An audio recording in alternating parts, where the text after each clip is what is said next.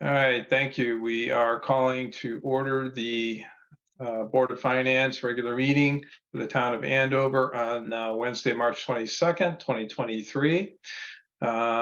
We will swear to recite the Pledge of Allegiance. Pledge allegiance to the flag of the United States of America and to the republic to which it stands, one nation, under God, indivisible, liberty and justice for all. Okay, thank you. We'll move on to agenda item number 2, which is public speak. Do we have any members of the public who wish to speak? Doesn't look like we have anybody, Eric. Is that what you're seeing? You're muted, Eric. You're muted, Eric. There doesn't appear to be anybody that's a general meeting participant. Okay. Very good. We'll move on to agenda item 3, which is additions and deletions to the agenda. This is where we can make changes to the agenda. So Erica suggested, since the treasurer is here, we have her quickly cover the audit status and the the update of the finance department first, so she can go. And then also we have Colin McNamara from the RAM district, who is going to present the RAM budget, and we can probably move him up ahead as well. So I would go ahead, just for the sake of quickness and clarity, make the motion that we change the budget to move the under 6A old business, the fiscal year 21-22 audit status update, update of the finance department, to agenda item 4, and follow that by the 5A, which is the presentation by the RAM budget by the superintendent, Colin.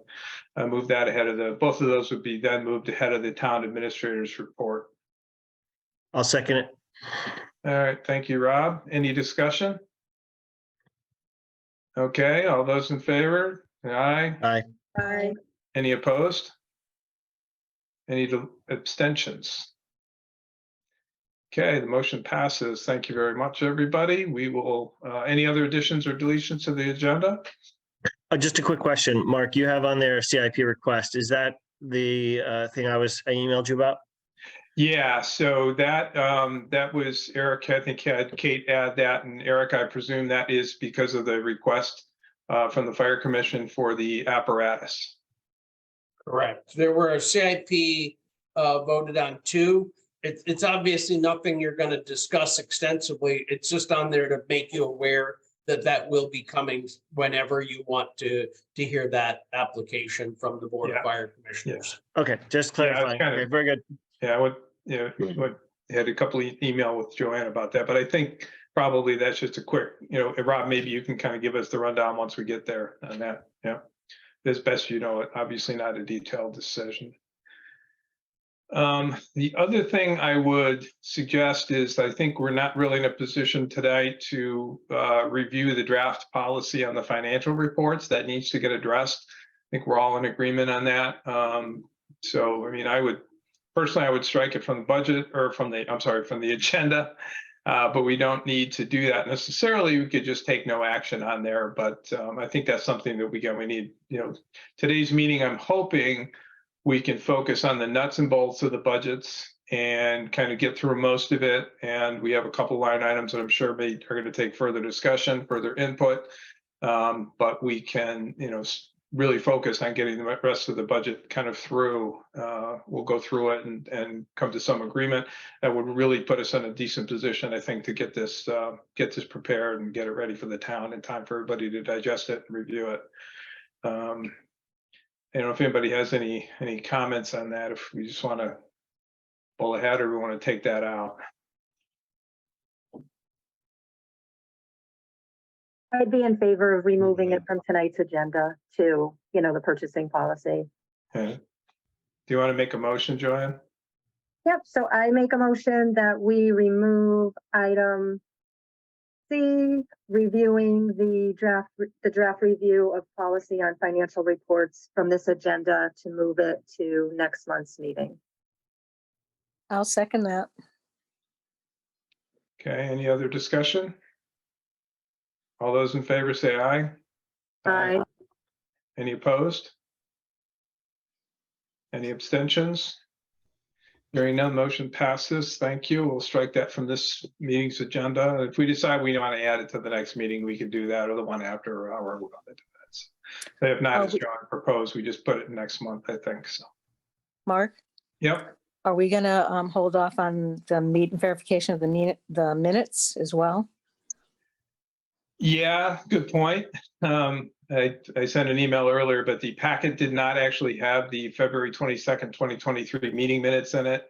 I didn't have a chance to download them or anything, and I'm not going to have a chance to review them during this session. So I think we can just vote on those in our next meeting.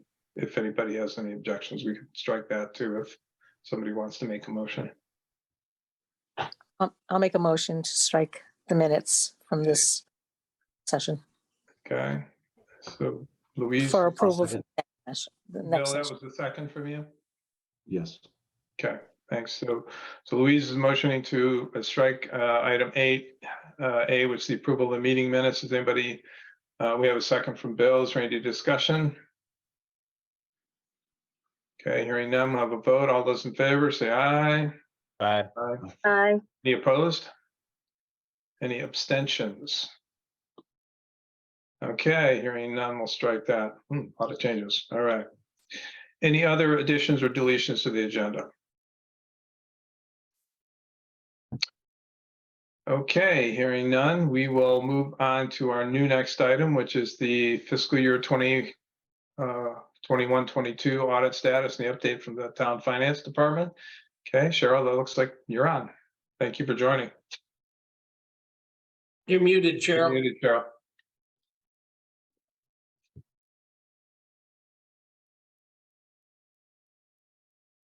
Still not hearing you. Looks like your mute is off, but we're still not hearing you. Yeah.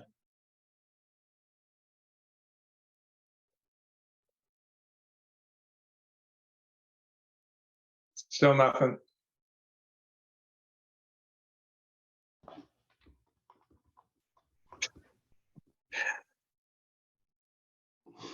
We could probably come back if we need to.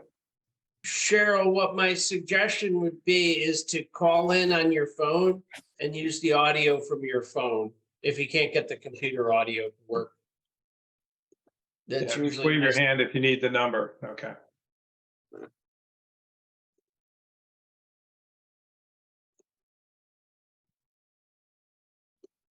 Okay, while she's logging in, do any of you have any questions?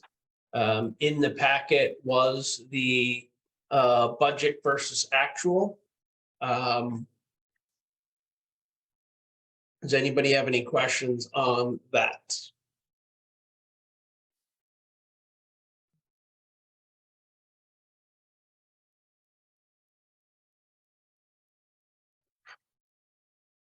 Which one is that labeled, Eric? I'm just looking at a lot of PDFs, so. And it should say interim budget versus actual, July of 2022 versus February 2023.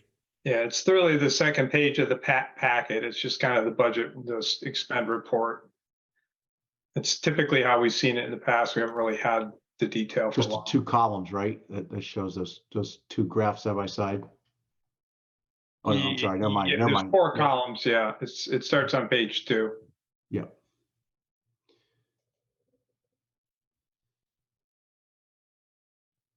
I see we're at only 17% for the snow removal, Eric. You expect that to be a surplus, I hope? It will definitely be a surplus. We did have to go back through and spend, as you know, a lot of that has hit fairly recently, and we haven't done. Is that me? Yeah, Yeah. Cheryl, It you is. mute your speakers on your laptop.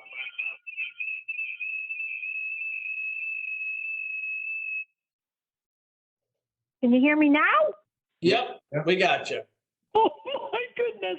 Eric, this is your fault. It's always my, Eric told me I had to upgrade my stuff, so I will admit I'm not I'm a great accountant. I'm just not very good with technology. So I Okay. apologize for the screaming. Okay, so I will let you take over. We were just having a quick talk about the interim budget versus actual. Okay, so all of the information that you currently see in your budget to actual is through February 28th, either coming from one monthly journal entry from Edmunds, and I'll get back to that in a second.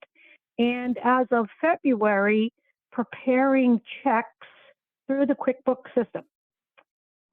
Marina had been working on that. Now that we have the new finance person in the office, I met with her yesterday, and I had her physically going in now and entering in all of the checks. They had already been put in. Marina had already put them in, but we had them put to a temporary account pending the allocation to the proper line items. Christina spent most of yesterday, I think, and today. Good way for her to familiarize herself with our different accounting and our different department classes. She spent most of the day doing that. And I got an email from her about 3 hours ago saying that all checks have been updated. So as soon as I get done with the auditors this week, I should be able to go back on, reconcile July through now. So your reports for the end of March, when you get them in April, should be pretty close to the same, but there may be some adjustments to it, depending on as we found other items that should have been recorded. Okay. As of today, I'm sorry, does anyone have any questions concerning the budget to actual? Seems like there are a fair amount of accounts, and I haven't had a chance to go through this extreme detail, but there's a fair amount of accounts. Seen a few under the town clerk and some of the others that are at zero spend. And it just makes me wonder, are we just have not spent the money, or are we not caught up? For example, town clerk, you're at conference, seminar, training, equipment maintenance. We're pretty low on some of the other stuff. But everything is pretty, yep. Yeah, anything that I was able to locate in the Edmunds system has been entered, was originally entered into the system. I'll have a better idea once I get rid of the journal entries that I made and then review all of the classifications that Christina just recently did on all of the transactions. So I'm sorry, I don't have a good answer for you right now, but pretty much everything that I had found in Edmunds is in this report. Okay. It's not a bad answer. Thanks. You're welcome. Just as you know, none of us like surprises. One of the things I see on there that is, have we just not been billed for the resident trooper? From the No. what? So we will get billed for the resident trooper after the fiscal year is over. Okay. If we're lucky, they will bill us in August. Okay. Because it's I'm not kidding. $170,000. So, it's kind of a big item. All right. Yes, that is something actually we're trying to address legislatively, because that's been an ongoing problem for lots of towns, that there's this highly variable bill that you don't even get till 6 weeks after your budget year is over. And they will give you an estimated value for it, but there's no real correlation between the estimated value and what you finally get for a bill. So. That's kind of what I expected to hear, but I thought I'd ask. Yep. Eric, can I ask a follow-up question? Cheryl's there too, since we're doing this part first. Isn't that an issue, Cheryl, we're supposed to be billed in the fiscal year by June 30th. So I know you said you don't. Go ahead.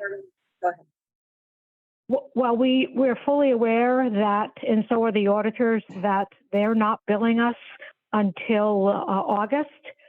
The auditor will, since the services were provided in the 22-23 fiscal year. And when the bill does come in, it will reference that fiscal year.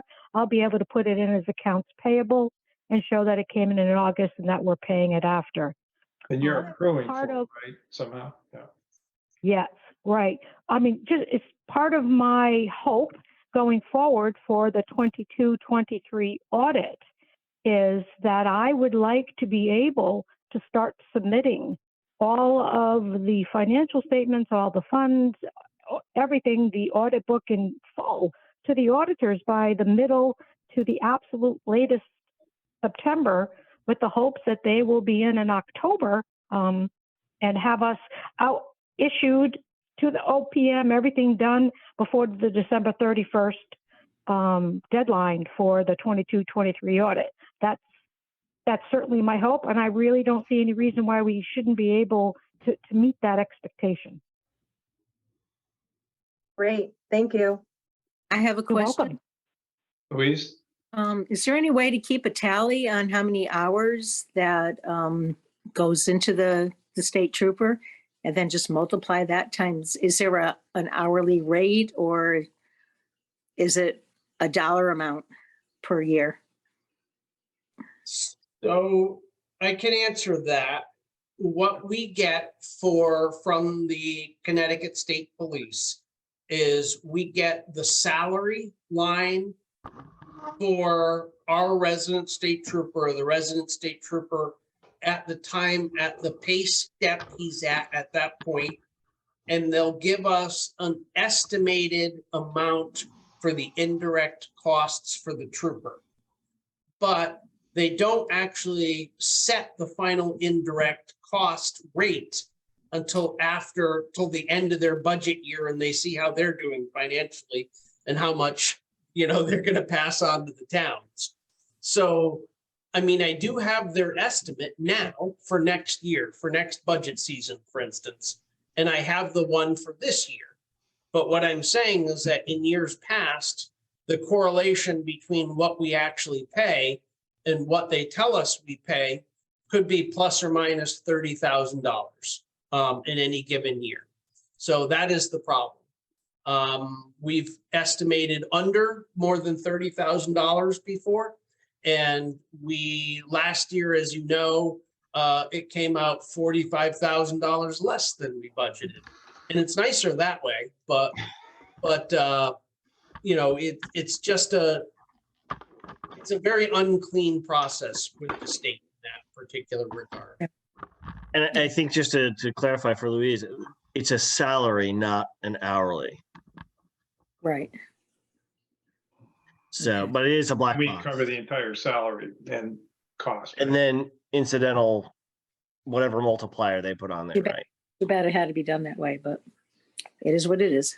Well, like Eric says, hopefully legislatively they Yeah. We'll tighten change that it. up because it's hard to plan when, Yeah. $45,000 off, it's tough to budget that way. But Right. anyway, Okay, thanks. Other questions on the actual spend the budget, or questions for Cheryl? I guess the Cheryl, next just- thing would just be, yeah, go ahead, Joanne. Just a quick follow-up. I know you mentioned Christina, so you've set up a training schedule with Christina. I know she started on Monday, which is great. So, While I had her working on transferring information in from Edmonds, I printed up some reports for her so she can start to get familiar with that. She was reviewing documents. I have her looking at the different deposits that have been made for the town for the 22-23 year, making sure that there are proper account numbers for the deposits, showing her how to enter in the deposits. I still have to work on the entry for payroll for her, and then I will get that over to her and we'll do up the payroll. She has a very good grasp of QuickBooks, so I don't think she's going to need a great deal of training on proper entering and items. But she's only been here 2 days, and it can be a bit overwhelming when you're learning a whole different process. Fund No, accounting is right. not normal accounting. Right. No, my point is you've got her farther along than I thought, with everything just in 2 days, because I know with the amount of people available to be there with her, talk to her. So I don't want to go on and on, but since you're here tonight, no, that's great. Yes, I mean, it sounds like Yes, she's she- diving in, and it'll take time, but yeah, very good. I did not expect to get an email from her today telling me, except for a few issues that she wasn't sure where things went, that everything was updated in QuickBooks, so meaning check-wise. So I have not had a chance to log on today. I was busy with the auditors all day. So I haven't had a chance to log on, but I certainly will make an effort over the next few days to get on and see what her progress has been. Perfect. No, that's great. Thank you for that update. You're welcome. Other questions for Cheryl on the budget? Or the actual spend, I should say? Okay, Cheryl, do you have anything, update on the audit status? I do. All of the smaller funds, and you have currently 4 smaller funds that are reported within the audit. Those have all been updated, reconciled. I've inputted them all into the specific Excel workbook that the auditors like. All of the QuickBooks files have been tied out to the general fund. And all of those documents for the smaller funds have been uploaded to the auditor portal today. The auditor also is in doing testing. They requested detailed trial balance, general ledger, from the town and the school. I provided them with the documentation for the town. I don't know what the school has provided yet, but I'm sure that the new finance person will upload documents. There's one thing I'll need to get tomorrow, and Eric, you and I will have to chat a little. They want some different payroll reports, so I'll need to log on and get some different payroll reports for them, upload those. The audit book is, I would say, 80% complete. And what I mean by the audit book is I like paper copy. I'm an old school kind of girl. So everything that has to do with the audit is in a specific book that the town maintains. So as the auditors are asking questions, in most cases, it'll explain in the audit book. There's copies of bank statements. There's copies of the accounts payable. Different revenues, different expenditures, when you do an additional appropriation, when we move line items, things of that nature, purchases, assets, all of those things go in the book. We also upload to them digital copies because they like that also, but I like to have the book. It kind of helps the next year's planning. When you're looking, what did I have last year? I need this again this year. So pretty much we're on target. They're in. And I hope to have everything finished and uploaded, the book all done by the weekend. Okay, good, thank you. Questions for Cheryl on that? I just have one quick question, actually. When do you think the auditor is going to want to be in pulling information? Have they said when or what they want at this point? Yes, well, I uploaded all of those documents because they had already been pulling information for the tax collector. We had received that one email about that. I would expect within a few days, unless they ask for things digitally. I don't think they normally will, but I would imagine they would be in soon. I certainly could check with the auditors, Mike, tomorrow and see if he has a date for physically coming in to start testing. I certainly can do that. Okay. Any other questions for Cheryl?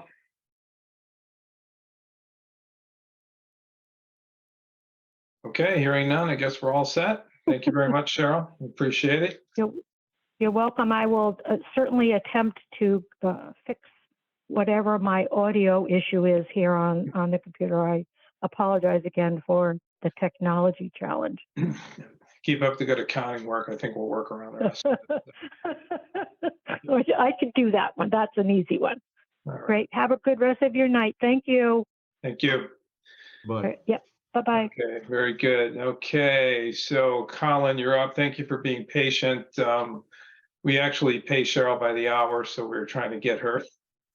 No, I completely understand. It's always good to get a budget update. I certainly, and an audit update. I certainly understand that. Okay. No worries whatsoever. I just, I'll just simply say thank you very much for allowing me this opportunity to be here. It is good to see you all. I'll say to you what I say to my board members at Region 8 and really every board member that I've worked with, which is I appreciate the work that you do. When I do these things, these late night meetings, they are part of my profession and a part of my occupation. And I recognize that each and every one of you are here, giving back to your community. And again, I just appreciate and respect that very much. And look forward to chatting with you this evening and talking a little bit about the Region 8 Board of Education budget. I'm going to just do my best to share my screen and hopefully my technology won't fail me. So give me 2 seconds. I have a PowerPoint presentation. It says the host has disabled participant screen sharing. Is there somebody who can fix that? Eric, can you hook him up? Yeah.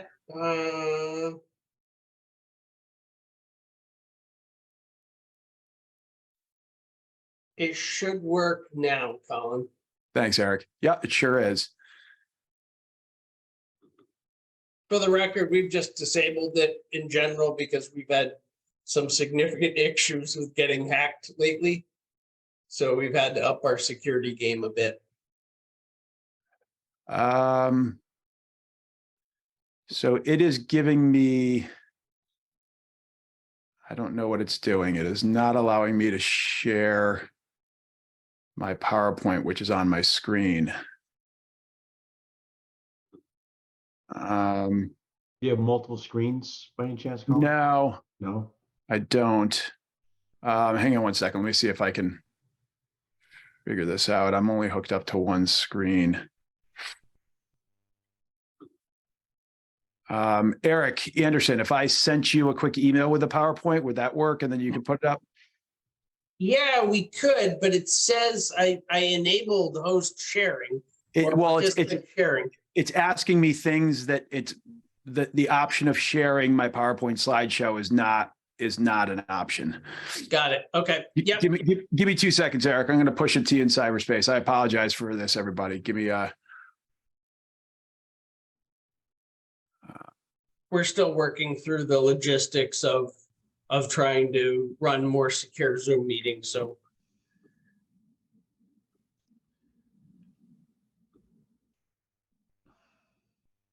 Eric, you want me to try sharing something and make sure that works? You guys seeing the agenda? Yep. yeah, that's you sharing. Yeah, again, it's the issue is it's asking me something that I'll be perfectly honest with you, I've just not been asked before when trying to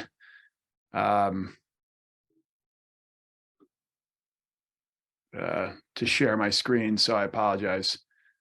Just give me. Yep, that's likely not on you. Yeah, Always something. sure can be. I have my own technology struggles today. I got a new laptop from work, Huh. and it's the new my old laptop was old enough that it had a docking station. You actually physically put it in. And I have a monitor here that I've been using for probably 10 years or more that hooked into that docking station with a VGA cable. Yep. A VGA. Guess what? Yeah. VGA cable. The new docking thing doesn't have VGA cable. They don't So have I'm that. staring at my little laptop screen all day. That's awful. That was fun. If your eyes are crossed, we know why. Yeah, it's ridiculous. I mean, it's like a 15-inch screen or something. I don't know. So I was chatting with tech support today about an adapter or a new monitor or something. Just stupid stuff. Eric, do you have the presentation? I do not. It is not. I have not gotten it yet. Eric, I just sent it. It should be hitting your inbox just momentarily. I literally just hit send. So Okay.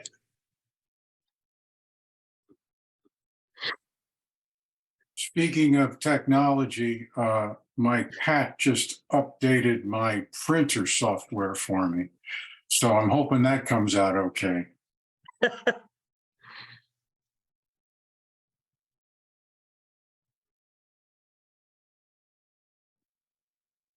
The screen flashed a little bit, and so the cat was curious and touched it with his paw and launched something.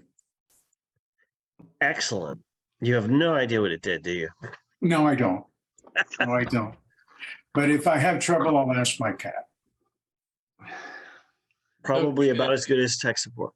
Sorry, that's not fair. Eric, did it come through? Yeah, it did. I'll just share my screen here in about 5 seconds. Thanks. Again, I apologize, everybody. No, you're- No worries.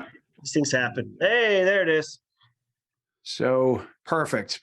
So I'll just start off by saying I'm pleased to present the proposed budget for the 23-24 fiscal year for Regional School District 8, which supports the mission and vision of the district and aligns with the commitments identified in the district's strategic plan. Next slide, please, Eric.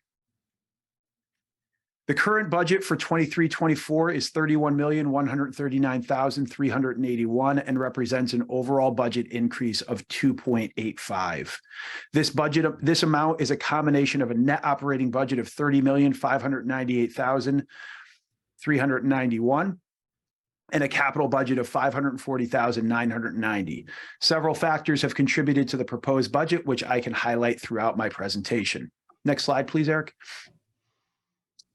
The town levy for Andover for next year will be $4,493,413, or 14.43% of the total budget. I think it's important to note that this is a decrease of $541,540 from Andover's levy from the current fiscal year. Next slide, please.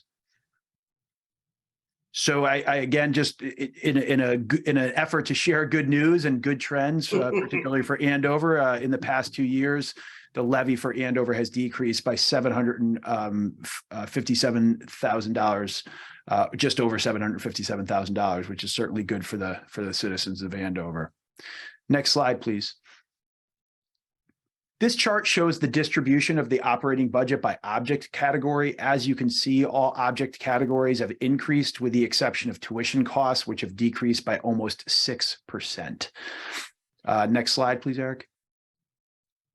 So this chart shows the distribution of the proposed budget by percentage of each object category in relation to the total budget. As you can see, 70% of the proposed operating budget is allocated to employee salaries and benefits. These are fixed costs associated with staffing our schools. Next slide, please. So the increases associated with personnel include health insurance costs and contractual salary increases, and they are provided on this slide. As you can see, health insurance increased by about $73,000, which is about a 2.5% increase. I do want to make sure that everybody does understand that's a different percentage than what the increase is for health insurance premium costs. So the insurance consortium just set the rate for the insurance increase to be a 1.5% increase, but the impact when you factor in all of the circumstances for RAM is a 2.5% increase to what it currently what our current fiscal year is. And then you have contractual salary increases of 3.24% for certified staff, 4.48% for non-certified, and 3.11% for administration. And just, I make that little note at the bottom that I think it's important to point out the fact that according to the U.S. Bureau of Labor and Statistics, consumer prices for all items rose 6.4% between December 2022 and December 2023. And again, that note is from January 17th of 2023. So the district has made a concentrated effort over the past several years to ensure that salaries and benefits for employees are competitive. But again, I'm making sure that I note salary increases for the bargaining units are fair and less than current inflation rates. Next slide, please, Eric. So these are just some of the budget drivers that I wanted to highlight, some of the more significant budget drivers. We have anticipated revenue projections, a $32,000 decrease or almost $33,000 decrease, increase in finances and leases to the tune of about $25,000, natural gas $10,000, tech software $30,652, and custodial maintenance and supplies, $24,285 increase. Next slide, please, Eric. So I did want to highlight the program and position changes that are impacting our budget. Next year's budget includes a new teaching position that will focus on instructional practices and coordination of curriculum revision and development. Having a full-time staff member focused on improving instructional practices and ensuring that the district's curriculum is current and aligned with state and national standards is imperative to maintaining rigorous and well-rounded academic offerings and what makes us a competitive school district.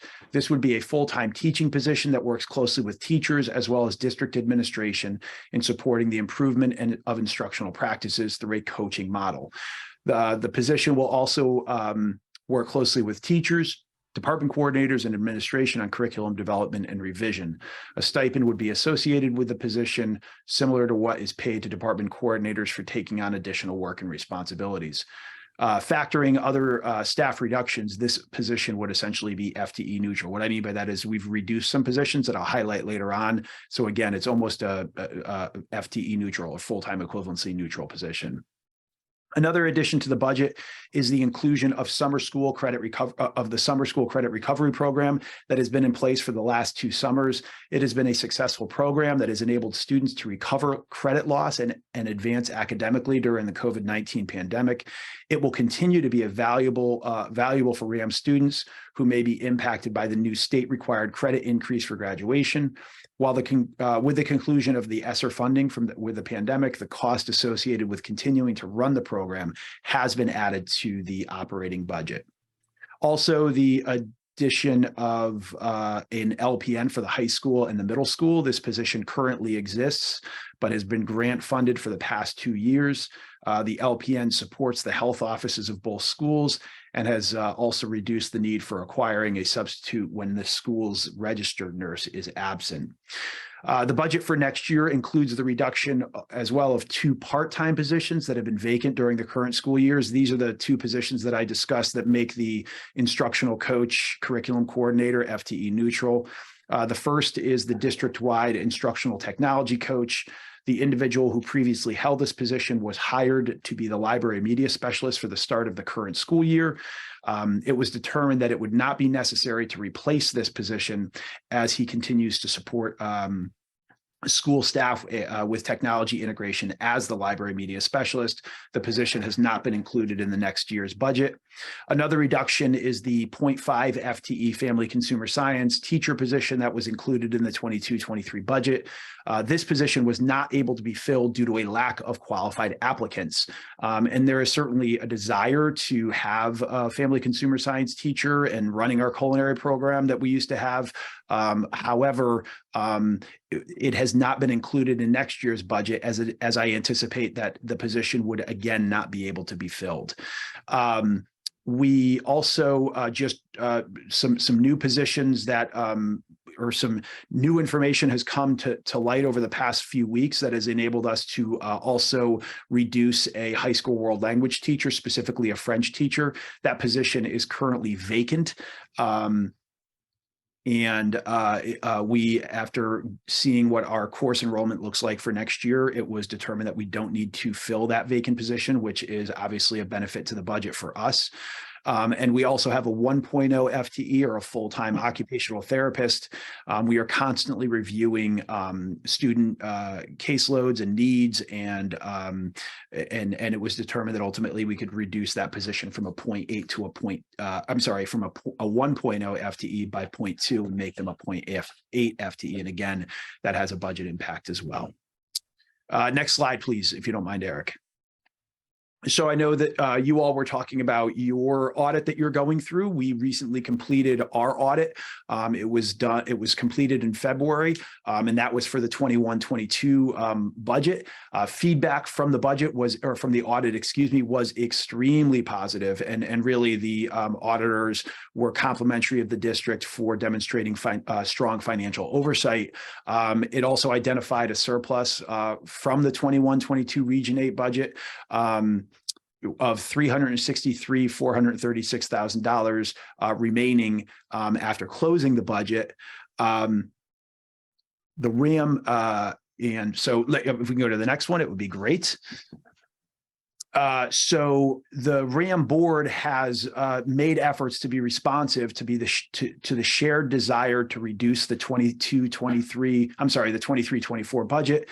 And one of the things that was decided by the RAM board was to utilize the $363,436 surplus from the 21-22 budget and allocate it to the district's capital non-recurring account to pay for $362,000 in items or services that were initially in next year's operating budget. So we had items or services identified that needed to be done in next year's budget that we were able to allocate that $362,000 of surplus funds for. Therefore, we're investing those surplus funds into the towns by reducing our ask for next year. So again, it seems like a solid reinvestment for us, and it has made a significant contribution to reducing next year's budget for us.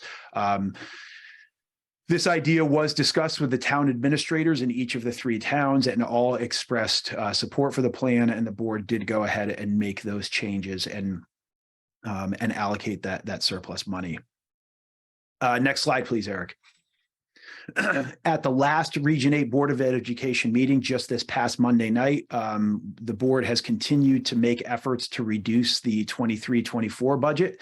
And one of the things that the board did do was allocate $87,746.52 of our current 22-23 budget funds to pre-purchase items that had also been in the 23-24 budget. These pre-purchases are a sensible investment of current funds to further reduce the budget request for this year. And again, I'll go back to one of the things that I just mentioned when I talked about the auditor's feedback. You know, the reason that the district is currently in a strong financial position for our current budget year is because we have good financial oversight of the money that has been allocated to the district. So again, we see this as a very positive way of helping reduce the budget ask for next year. Next slide, please, if you wouldn't mind. As you can see from this chart of adopted budgets from the past 8 years, the district has a demonstrated history of fiscal responsibility. Like other school districts across the state that are contending with rising costs, the proposed budget for Region 8 is responsive to our current financial climate. I really think while I'm on this topic, that, you know, if we talk about where we currently are, you know, school districts and towns across the state are seeing budget requests of 4, 5, 6, 7, 8% over current budgets. So the fact that we're coming in at a 2.85% increase is again, I just think a testament to the strong financial oversight and really the desire of the RAM Board of Education and the district to make sure that we are being responsible with the money that's allocated to us. One of the things that I think is also important to point out is a 2.85% again is good in our current financial times. One of the things that's important to note is last year, the budget included for this year, it included a $1,482,000 decrease in bond payments from the previous year of 21-22. That decreased bond payment for this current year, had that not been in place, we, instead of being a negative 1.22 for last year's ask, we would have been a 361. I highlight that because I think it's important to know that coming in at a 2.85, again, it just demonstrates we're really doing our best to be responsive to you know, the current financial situation and economic situation of towns and towns that we are supporting. Next slide, please, Eric. When comparing Region 8 to other regional districts that are also secondary school system, RAM ranks among the lowest for per pupil expenditures. We do recognize that we do have, over the next handful of years, we do have some decreasing enrollment. So that status on this chart might change as our enrollment decreases. our standings on this chart we might go to the higher side, but certainly we are continuing to try to be as financially responsible as we can. Next slide, please, if you don't mind. So speaking of enrollment, this graph shows the district's October 1 enrollment since 2015, as well as the projected enrollment through 2032, 2033. For the October 22 report to the state, the district enrollment was 1,188. As you can see, current projections indicate that enrollment will decrease across the district through 27, 28 before increasing to numbers above our current enrollment in the next 10 years. Next slide, please. One of the things that is important to highlight is that decreasing enrollment is primarily going to be seen at the high school over the next 4 or 5 years. This is the middle school enrollment. We currently are at 369 from October 2022. And you could see that those numbers really over the next 4 years remain steady before the increases start, where we go up to 385, 432, 446. And then again, as high as 476 at the middle school and 32, 33. We also know that, and again, I'm going to get to it later, is that those numbers are going to continue to go up because the elementary projections continue to go up over the next 10 years as well. Next slide, please.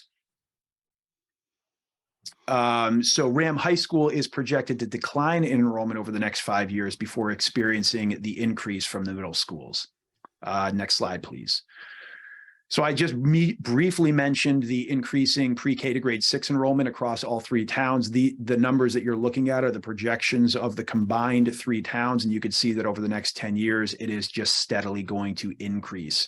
And again, if you're looking at that increase at 3031, 3132, 3233, those are all going to be numbers that are going to be feeding into RAM. And I think it's really important that the district remain prepared to meet the needs of that increased student population that we know is coming down the line. Next slide, please, Eric, if you don't mind. So this demonstrates our capital improvement plan projects. As the buildings and grounds continue to age, it is important that we plan for the ongoing upkeep of the district facilities, as well as addressing the numerous capital projects that need attention to ensure that students, faculty, and the community have a safe and accessible facility for years to come. Might as well just go to the next slide, Eric, if you don't mind. The funds proposed for this year's capital budget represent a small percentage of the current needs identified. The prioritized items requested for 23-24 school year as recommended by the Board of Education Facilities Subcommittee. This list and the associated costs were reviewed and discussed in a joint meeting between facilities and finance subcommittees. And the projects include items such as chimney restorations, repairs to sidewalks and curbing, sealing cracks in the parking lot, among other things. The capital budget also includes fund to have a building evaluation report completed to update our capital plan. The last evaluation was conducted in 2015, and we definitely need to have a new one done. Next slide, if you don't mind, please, Eric. So the proposed budget presented reflects the efforts of district and school administration, department coordinators and staff, and the Board of Education to put forward a responsible budget that maintains the high quality educational programming and facilities the RAM community has come to expect, and in meeting the social and emotional needs of our students. It is the result of several months of collaboration, which continues to this day between school and district administrations, department coordinators, staff, and Board of Education, and is it intended to provide local officials and the general public with a clear understanding of the district's programs and priorities. The administration and staff of Regional School District 8 are grateful for the support of the RAM Board of Education and the communities of Hebron, Andover, and Marlboro to provide RAM with the help and support that we need to ensure that our students are receiving high quality education, which prepares them to make meaningful contributions to society. As you can see from the budget timeline, we are at the last budget presentation. I've done them for Marlboro and Hebron in previous weeks. Tonight, obviously, is the 22nd, and I'm doing them for Andover. Next slide, please, Eric. And this last slide just shows the next upcoming steps, which is the public budget hearing and the Region 8 Board of Education meeting to adopt the budget, which will take place on April 3rd. We will have our annual budget meeting on May 1st, and the budget referendum will be on May 2nd. This concludes my presentation, and I'm happy to do the best that I can to answer any questions that members of the Board of Finance might have. Great, Colin. Thank you for your time and the presentation. Any questions from the Board of Finance? So you're holding up your hand, Joanne. Yes, sorry. Just trying to, I have a different laptop going, so I don't know where everything is. Can you hear me here? Yep. Okay, Yep, great. thank you. It's going to be brief. Thank you so much for your time and coming to our meeting. I appreciate it. Obviously, it's a big budget. It's a big dollar budget, but you went through it, you explained it, similar to the past.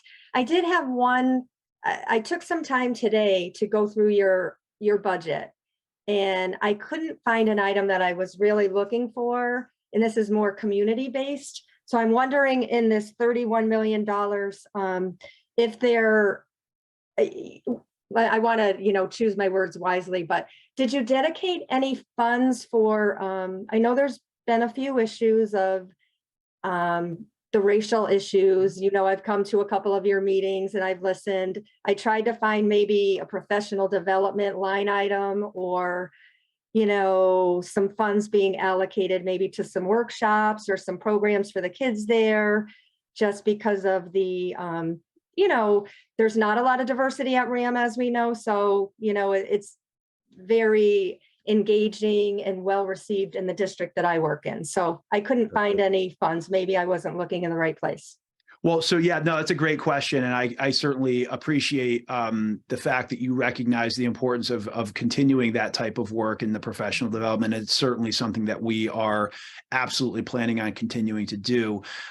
There's really two ways. There is money in our operating budget, and I can get you the dollar amount and share it with Eric and with Mark, and then they could pass it on to you as well. But there's money within the operating budget for professional development. It's a lump sum. At this point, when we are going through the process of developing the budget, I won't go through and say, all right, we're going to do this on this day, this on this day, this on this day. We basically, we will budget a dollar amount for professional development for that can be utilized by teachers and staff and administration over the course of the year. We also utilize grant money as well. Title II grant money is something that we get annually through the consolidated grant.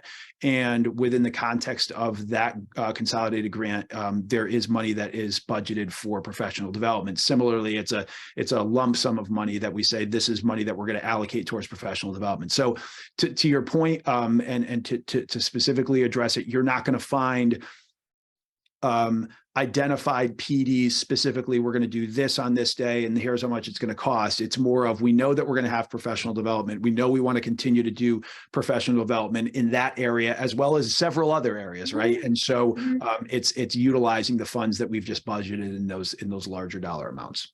Thank you. I appreciate it. I really did dissect it to try to find even the lump sum amounts. And, thinking, okay, understanding that you don't have it all planned out a year in advance or whatever. That's fine. It was only today that I looked at it, Colin, because I've been concentrating so much on our own town budget. Sure. But I wasn't gonna not take the opportunity to speak for our community. And I know it's, a big thing. Thank you. Thank you for that. Thank you. Oh, one other line item, sorry. And then I'll move on. There was a huge increase just in, I want to say, custodial supplies. I mean, I jotted down a bunch, but I'm not going to, maintenance equipment. It was like $103,000, I believe. But again, I can send you an email. I can send it through Eric. I know that these meetings go long, so I just was jotting down things, so I didn't jot down enough to really ask the correct question. So I believe that large dollar amount has been decreased through the allocation of pre-purchases and or utilizing the surplus money that I had mentioned earlier on. I believe the large maintenance equipment was a result of an unfunded mandate. I think it's really important that we talk about the fact that there are unfunded mandates that come from the state. Eric is shaking his head because he lives with these as well. Or Eric is nodding his head, I should say, because he lives with these as well, and as the town manager. So so there's an unfunded mandate that we ended up budgeting approximately $80,000 for to put sanitary napkin dispensers and sanitary napkins in not all of the restrooms, all of the female restrooms in both schools. As well as at least one male restroom in each of the buildings. Again, so that's an $80,000 price tag that has come with that unfunded mandate. I also, while I'm talking about unfunded mandates, I'll highlight some of the other ones. We have budgeted $104,000 for an HVAC system review that needs to be conducted next year for the first time, and then every 5 years after that. Again, we have utilized the surplus from 22-23 to do that. You might, if you're looking at the budget book that's available online right now, it is not going to be reflective of the changes that the board has made over the past several months by the utilization of surplus as well as the pre-purchasing. Okay. I spent a couple hours today actually updating our budget book. I really believe we've gotten to a place right now with a 2.85% increase where I don't know if we're going to find many other corners to cut or places to go to in the next few weeks before we end up going to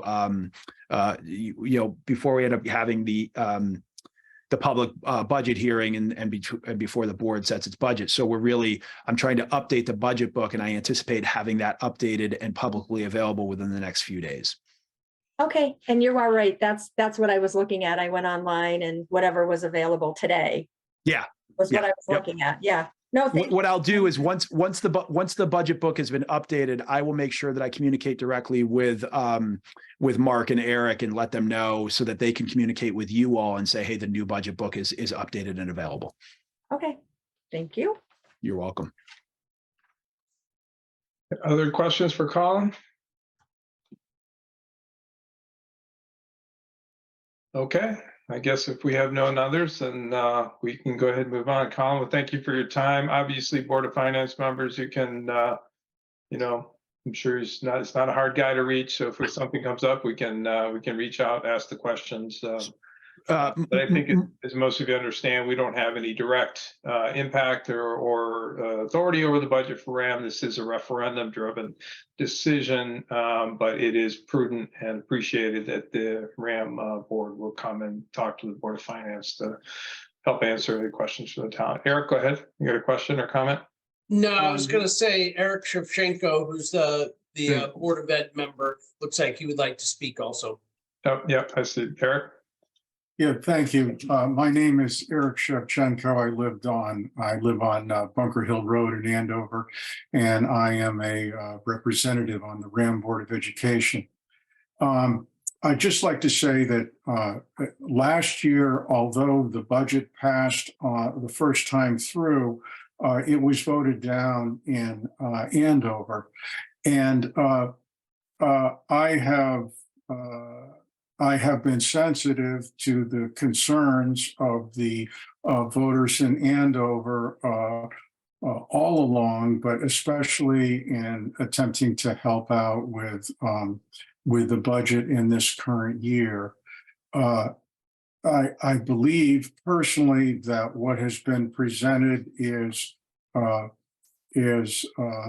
extremely fair, and I say that with also some confidence that our students are not being underserved with this budget. So I know that in the town of Andover, there are some folks that regularly will vote no on budgets, and I would be personally thankful for any communication that comes out of the town that would provide us some support. and in the hopes that the voters of Andover would come through and vote positively on this budget, which I see as extremely responsible. Thank you very much. Thank you, Eric. So, Mark, I know I'll step away. I just want to, again, I want to thank everybody for giving me the opportunity to be here tonight. It was my pleasure. Mark, as you said, I am available. If anybody has questions, they could either send them through you or through Eric Anderson, and then I would certainly do my best to get back to people with as much information as quickly as possible. I also just briefly want to acknowledge Eric Shevchenko and Kirsten Erlinson, the other Andover Board of Education member. She's also here to support the budget, and I appreciate both of them being here and their support of me in the presentation and helping out with this. So thanks again. You're You're muted. muted, Mark. Thank you, Colin. Sorry, Kirsten, didn't mean to skip over you either. Do you have anything to add or comment on while we're on the subject? No, thank you. I have to leave for another meeting now. Okay, Perfect job. thanks. Okay, Colin, Kirsten, thank you very much. Eric, thanks very much. And good luck. We'll see you guys soon. Okay. All right. Now we will move on in our agenda to the town administrator's report. Okay, I'm going to keep this very brief. I did not submit a written report because I think the vast majority of this meeting is and should be discussed or deal with the budget. The only thing I wanted to say is we are going to deal with some costs related to our town compliance with the Uniform Relocation Act. We did have a health code enforcement action against a rentor and tenant. And we are legally obligated to provide them some assistance. We should be able to recoup the money eventually, but you're going to see some expenses. And that's not something we budget for or however have ever budgeted for. And I may in the next week or two make a proposal to the Board of Finance that we start allocating some money to this. Because again, it's one of those things that it happens very infrequently, but when it does happen, we're legally obligated to cover it. I would also say that the budget that you have does not include the decreases that Colin talked about today. I got those this afternoon from Colin, and I didn't want to make budget changes now. Any budget changes that get made will get made with your permission as a Board of Finance. So that's basically it, unless you have specific questions for me. Any questions for Eric? Wasn't there some questions, Mark, that you had forwarded to Eric that he was going to cover? Well, they were more relative to the budget topic itself. So I think when we get into the budget discussion, we'll probably cover those then.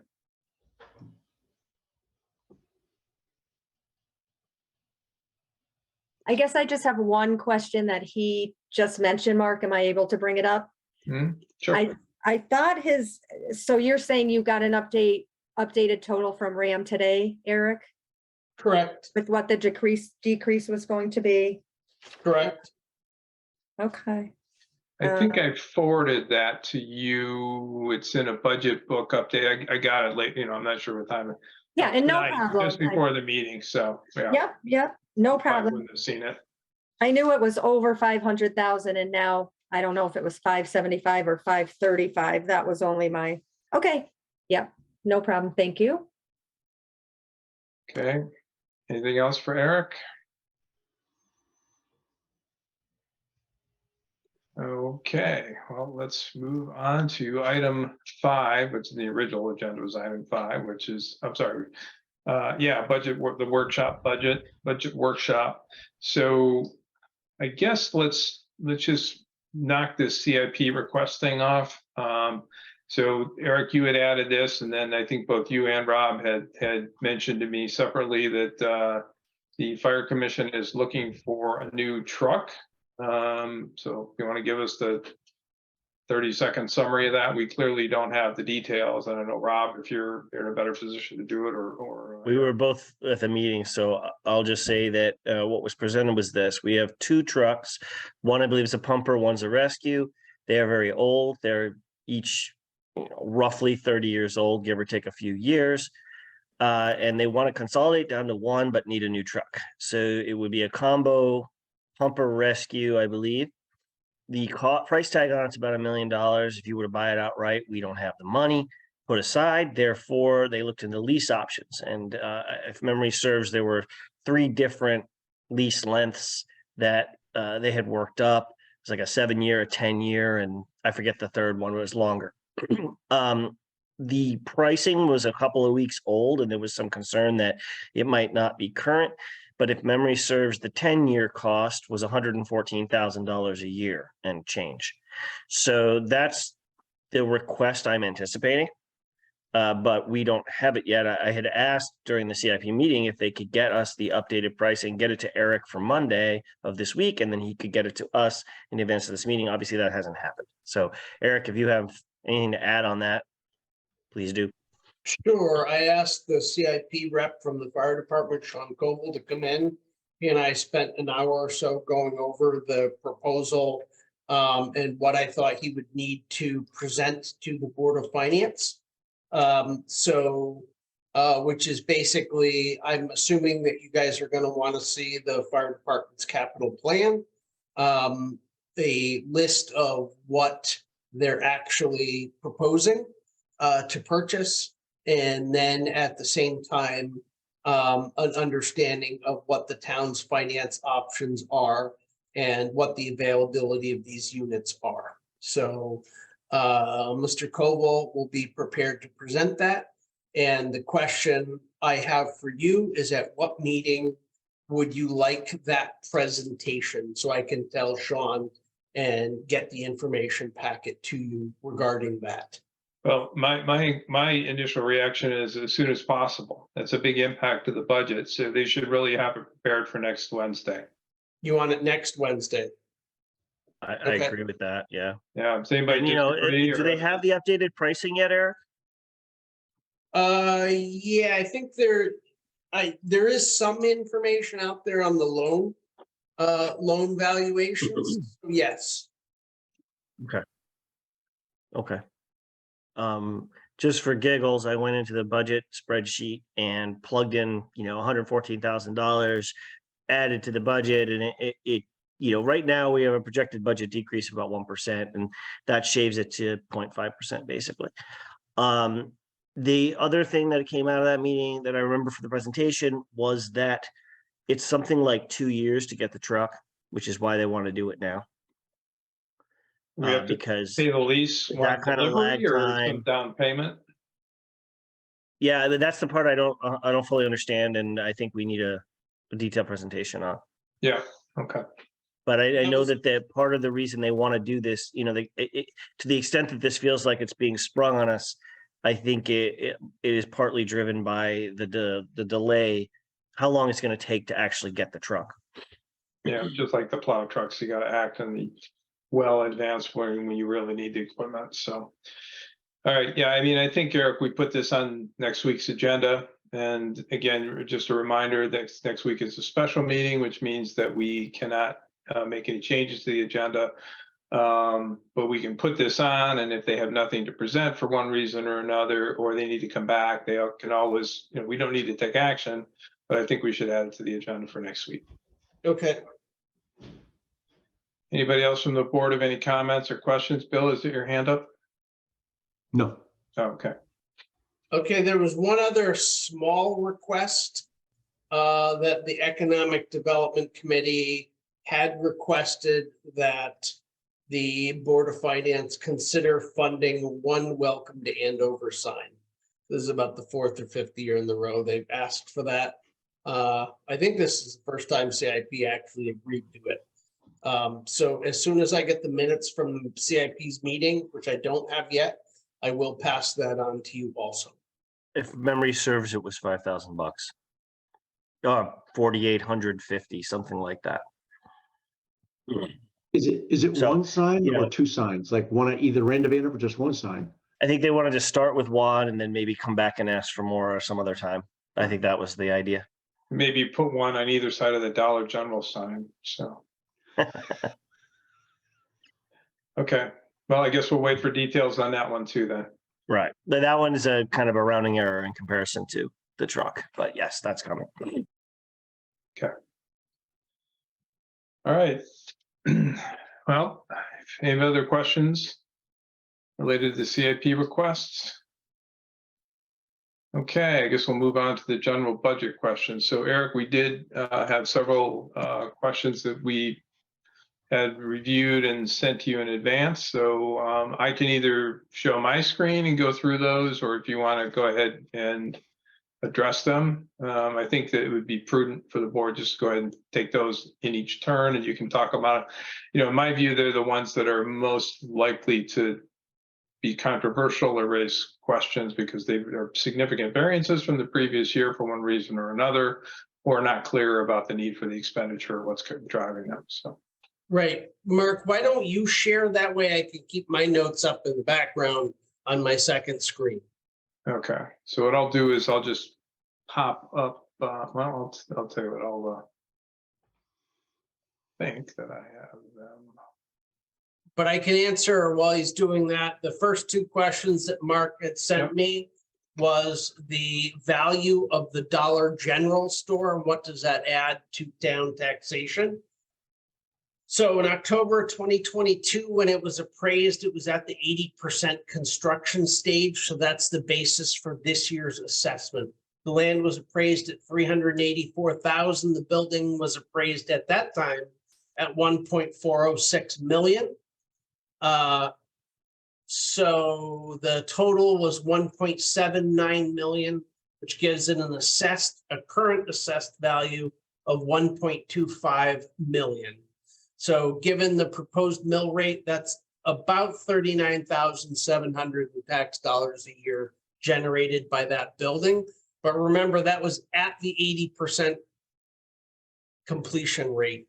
So you can assume next year that will go up, $5,000 or $6,000. So somewhere you can assume that building will net about $45,000 a year in tax revenue to the town. So that's the answer to the first question. The second question was that regarding the Board of Selectmen's request or the desire to purchase another vehicle for senior transportation. And the question was, do they want to do it out of this year's budget or next year's budget? And the answer is they want to do it out of this year's budget.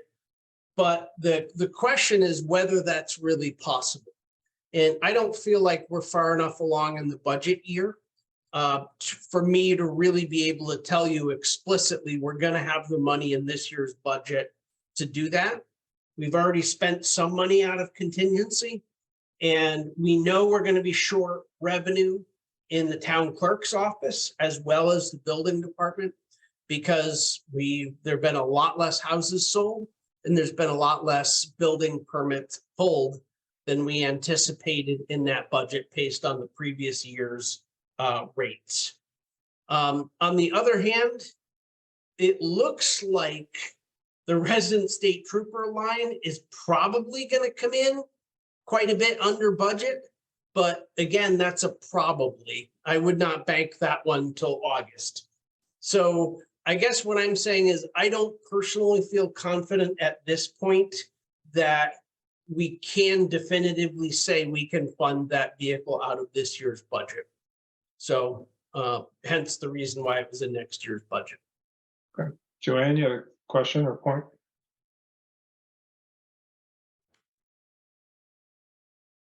You're muted again. Came off and then you popped on. This laptop. There you go. I didn't know if we're gonna, address them as he goes rather than going back. So I appreciate knowing that because it is in this year's budget. And I had listened to multiple meetings where it was, I mean, the budget we're considering, next year's budget. And I had listened to multiple meetings where it was definitely spoken about as trying to purchase it this year. So I just want the Board of Finance to know that. That was, thank you. So didn't have to be long, just wanted to make sure we're aware it could come off our budget. Yeah, that's a really good point. I'm glad you brought that up. And frankly, I missed that line item when I was going through, and shame on me, but I was really looking for differences year over year. Yeah, Because that one didn't even have an account number associated with it. I missed the fact that that number was in there and in the subtotal.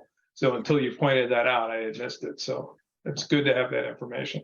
just in case. Yeah. Thank you. Okay. Anybody have any questions for Eric on those particular questions? Okay, let's go ahead and we'll take a look at the draft budget. Are you seeing my budget screen sharing?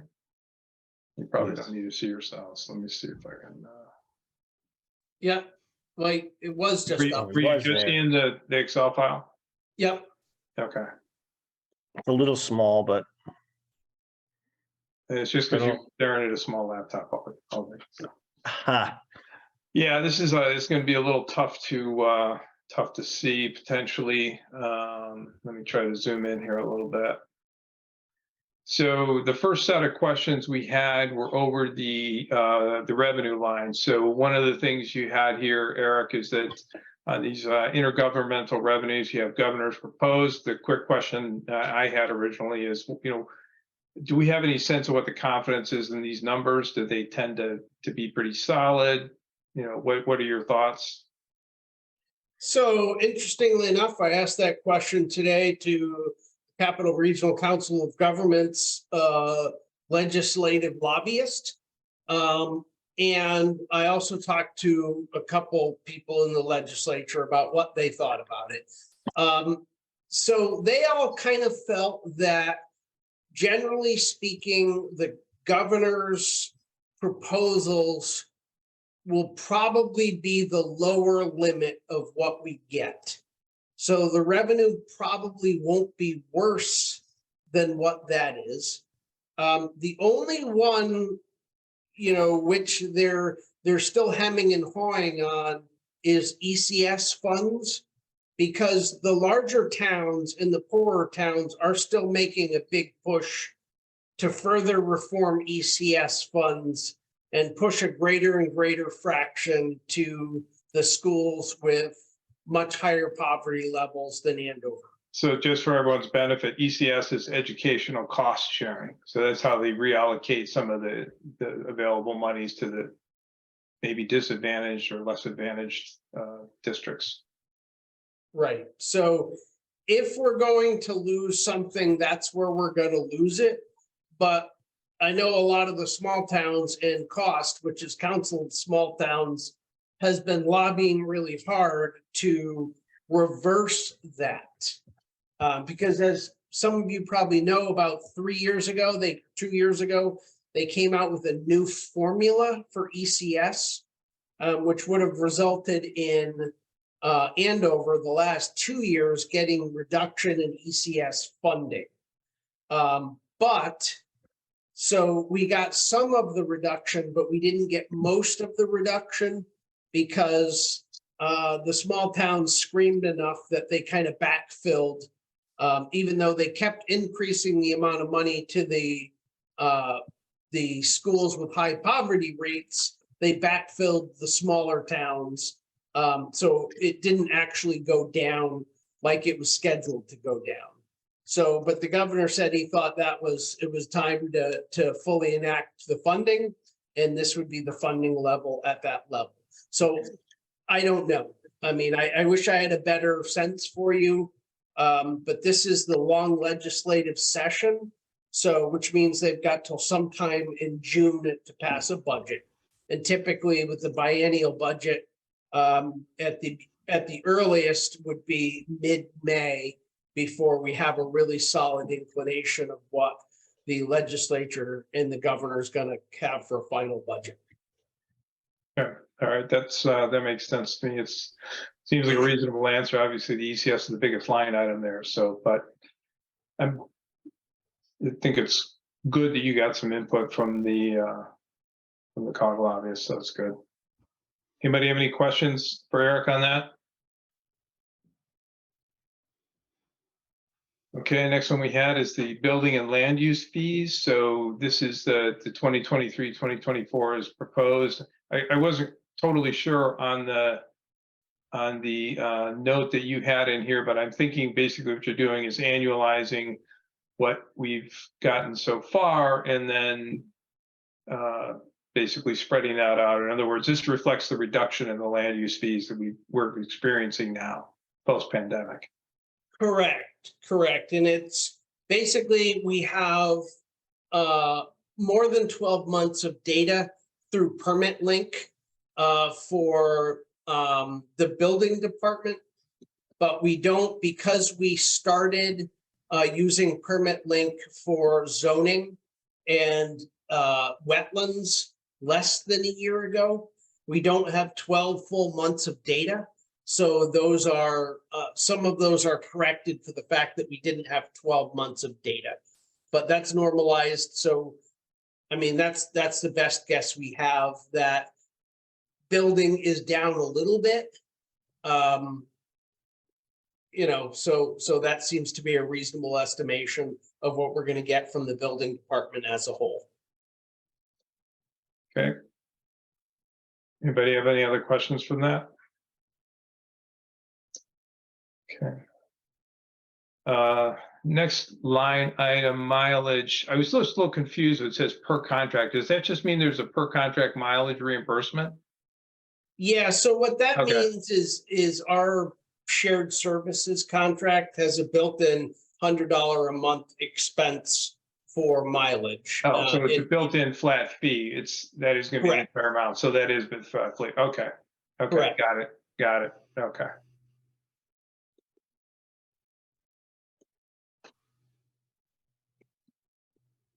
Can I ask a further question? I mean, Yep. so so a shared, so it is a flat fee? I'm sorry, it's not mileage reimbursement or, Well, it is a flat fee, but it is for the fact that the building official does not have, he's not supplied a vehicle. So that covers his Yeah. cost for That's- wear and tear. I didn't know who it went with because we're doing separate, things and I can't see thank you Yeah, for the building unfortunately official way and the it's like this. mileage, right, Yeah. of course. Yeah. Got it. There might be better ways to look at this. No, you're fine. I mean, it's my eye, so I'm just looking close. No, I mean, but if the way I had it rolled up, you can't really see what the category is. That was it. Yeah, that was my. That was what was confusing me because I have it on my screen. I'm trying to follow. Yeah. So I unrolled it. I unhid the other rows. So hopefully this will Thank be a you. little easier. So this is the mileage. It's under the town administrator. Got it. Perfect. Yep, that Thank was you. my, just Yeah. follow up. Yep, okay. All right. So the next item, I think we can, Eric probably doesn't have the data for this one. This was some questions we had about the town clerk salary. So we'll look for some explanation, some more, basically the rationale basically for the request from the town clerk on this. It's a significant salary increase. And there's some blurb there. This is what the town clerk requested based on I think claimed, let's say claimed, but the increased election duties and that the salary has been substantially lower than comparable towns for several years. So we have some comparative data on that, but we also, I think, can wait and see if we get something from the town clerk on that before we make a decision on that. Is everybody okay with that, or did we have anything to discuss there? Mark, I was gonna make a general statement, not getting in depth at all. Yep. Just we have a lot of new members on this, committee. We have some veterans, of course, and even before me. But yeah, I mean, what I had noticed in the 3 years that I watched was, there were percentage raises given that are generally what you see in towns and of that nature.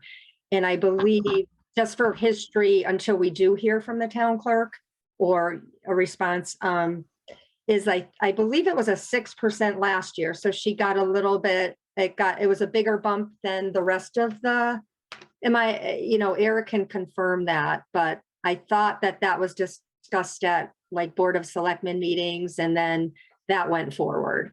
And so this year it was significant, kind of showed up as a big amount. So that's all. So I'm with you. If we're waiting have you gotten a response to your request yet? No, I haven't heard it yet. Okay. So, and Eric, when did all the departments get their requests into you? Was it in January at some point? The initial one? Yeah, ended December, beginning of January. Yeah, because I know you request it and then you get that little spreadsheet with all of okay. All right, thanks. I'm with you, Mark. Whatever you decide to do with this, we can table this discussion. Unless other members too. I just wanted to say my history of seeing it. I actually have a Anybody? question. Yeah. Okay, was that 28% based on the increased number of hours that the town clerk does with the extra, like the election duties and all that? I mean, how was the rationale? How do they figure out that 28%? Yeah, to me, it's not clear. I mean, the office hours are set. In fact, that's one question we had. It's about 32 or 34 hours a week. I see that.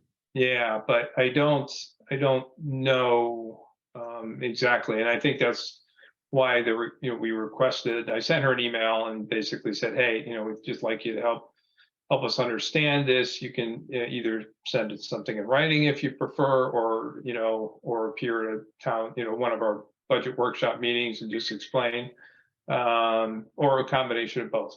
And I haven't heard back from her. I just sent that a day or two ago. Okay. So, And that's true for the assistant town clerk as well? You asked for that too? The assistant's a union position, and I'm only, and Mark can, if it's okay that I speak, I've gotten kind of involved with the employees and the benefits and been on, some union negotiation committees and, the interview process. I do that in my own line of work. So I took an interest in the town in general. So the assistant town clerk is a unionized position. The rate is different than's in the contract. I'm going to be totally transparent with our, board here.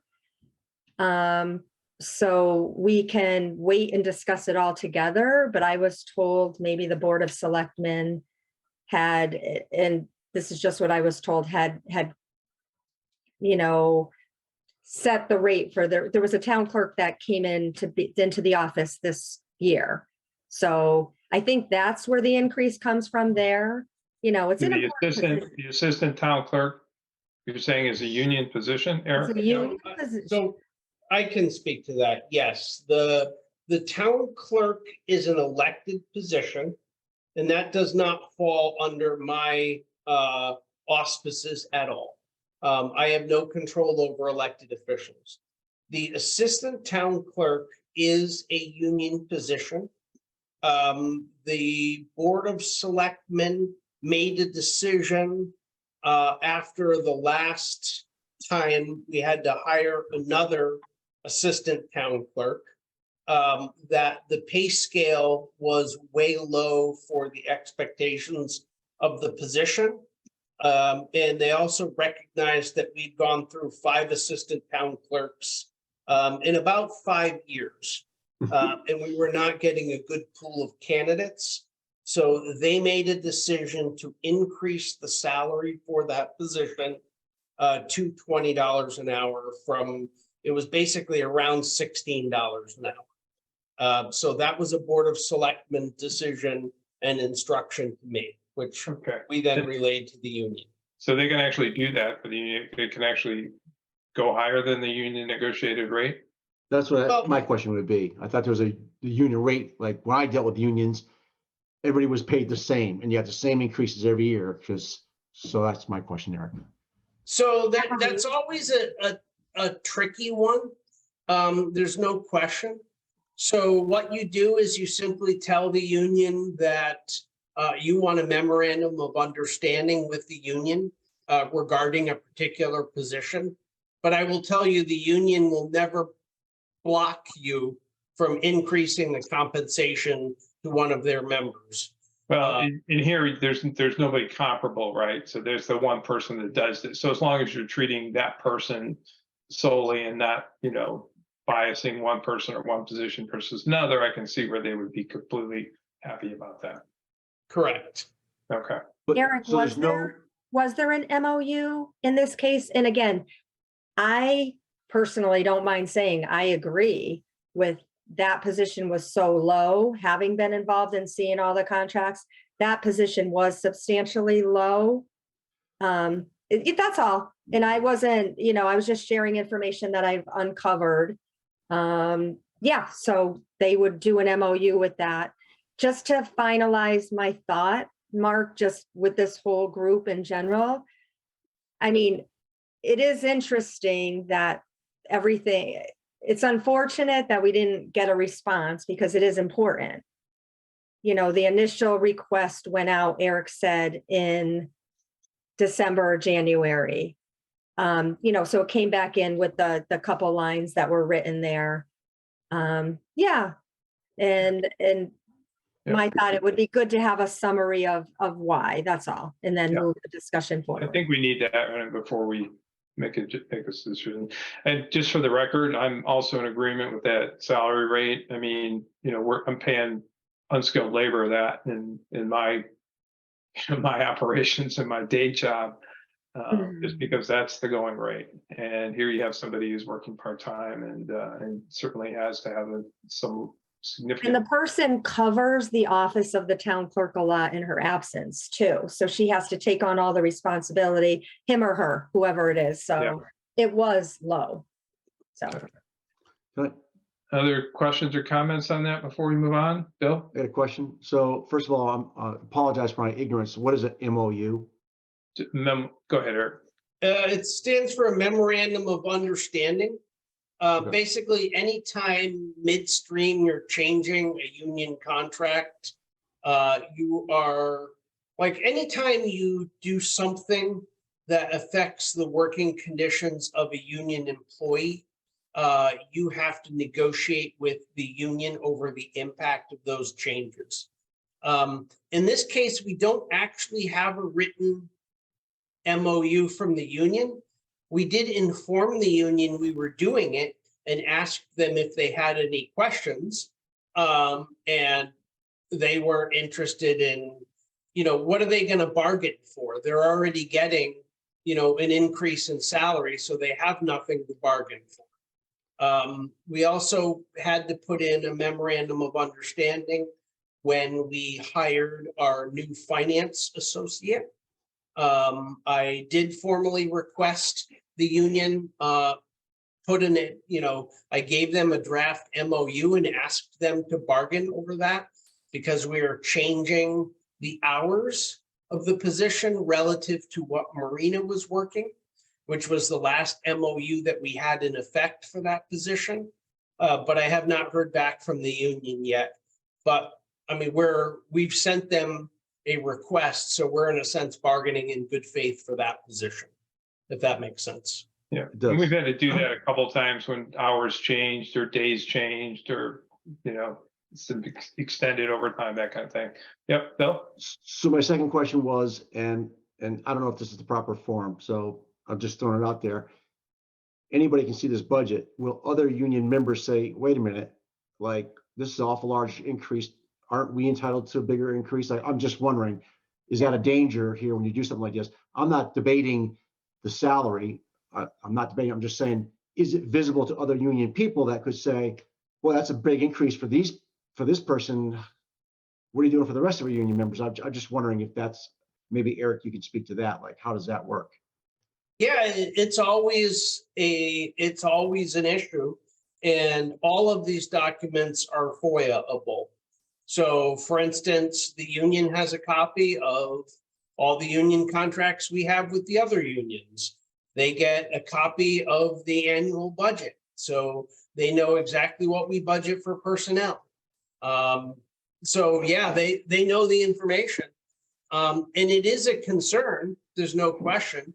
But the reality is that position was a revolving door. And I mean, we were getting people poached from that position. I mean, our last good one before the one we have now got poached by the town of Coventry and got paid $6 an hour more than we were paying them for the same job. Yeah, and I don't have an issue with the amount. My issue was Yeah.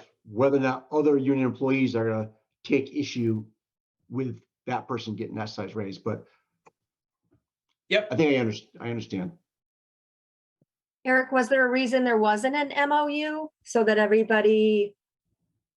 Because you said you reached out, but you don't have an official MOU. Is it Yeah, just, because they weren't particularly interested. It wasn't something, it was only a positive to their employees, so they weren't going to bother going through an MOU with us okay, Makes sense. because we're giving them more than they're asking for. right, but So it they're not- protects both sides though. That's the memo of understanding. It takes both signatures. So it's the town signing Right. one and then the union signing one. That's, Right, I would have been happy to sign an MOU with them. I Okay. requested, but I I can't didn't make know, them yeah. to sign one. sorry. Okay, so they generate it. It's different where I work. We sometimes generate them. Okay.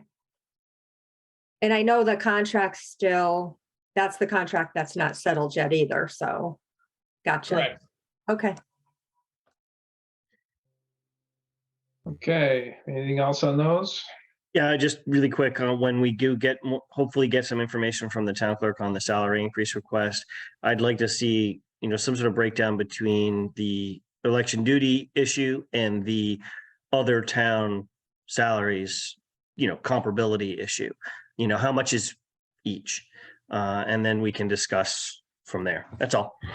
Yeah, hopefully we'll get some good input from Carol or her presentation or the opportunity to ask your questions. So we can act reasonably on that one. Hey, Mark, and this is just procedure. So it would probably make sense just to bring it up here and then it can happen in following years. Probably things like this, when they're requested and it's such a big jump, would be great to talk about having backup provided to us. Because I know I did mention that to you and I want to be fully transparent. I think maybe, and I don't know how the request goes out from Eric, but if there's anything substantial in a request, it would be great to have the backup there at the time and then we wouldn't have to ask for it. Yep. Just a thought for the future. Yep. Yep, I'd love it if department heads actually gave me supporting documentation for most of their budgets and I didn't have to draw it out of them. Sure. Yeah, and as Eric said, town clerk doesn't really work for him, so he's got limited pull, but I think we just make that clear that, if there's anything unusual in that budget that needs to be clear, why the variance, so. Okay. Anything else on that? Okay, we'll move down. The next one we had was this question about the contract software maintenance. Eric, you had TBD, no pricing yet. I was just curious when we are going to have pricing, and there's no increase built in there. So should there be, or do we expect to have something before we go final on this? It's not a big number. I mean, but you've got budgeted increases every year for the past 3 years, and we don't have one here. Right. So I did ask the town clerk to get me updated pricing because they should have had that by now. Unfortunately, she's off today and tomorrow, but I should have that by the next meeting because that covers the two main, which covers, it's primarily the cost of QDS and then the cost of vision appraisal, because that office requires a subscription to both of those programs. So it should just be the combined cost of those two. So I should be able to get you a hard number for that because we should know that by now. Okay, so maybe next meeting we'll plug that in. Yep. Okay. All right.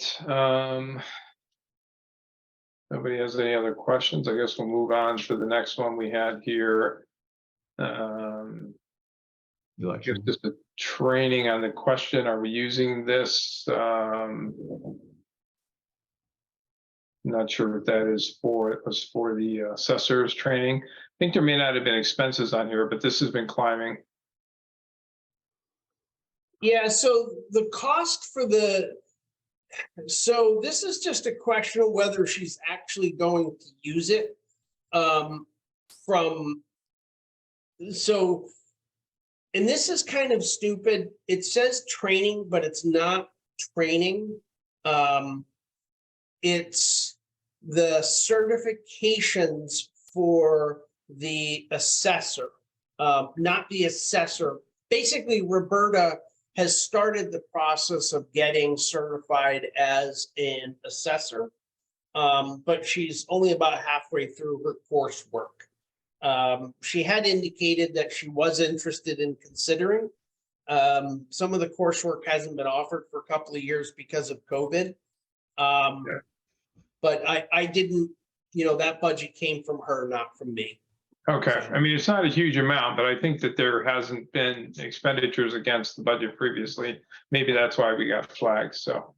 It's been a couple of years since she's taken any of the training courses, but I know some of that hasn't existed during COVID. COVID, yeah. I think that's why I was asking the question, so. Yeah, and you'll see also under books and subscriptions, there's a lot of uncertainty in that because it looks like for at least one more year, we're going to have to continue to purchase the NADA books because the legislature as of this year was supposed to switch over the valuation method for all cars. But it looks like it's going to get delayed. Implementation will get delayed for at least a year, which means we do have to, I was hoping we could eliminate that and we wouldn't be required to buy the books because it's kind of stupidly expensive for what you get, but. Okay. All right, so going down further in the registrars, I assume this mileage number is just an estimated amount. That's not contractual or anything like that, is it? No, that's not contractual. Yeah, just the IRS rate. Yeah.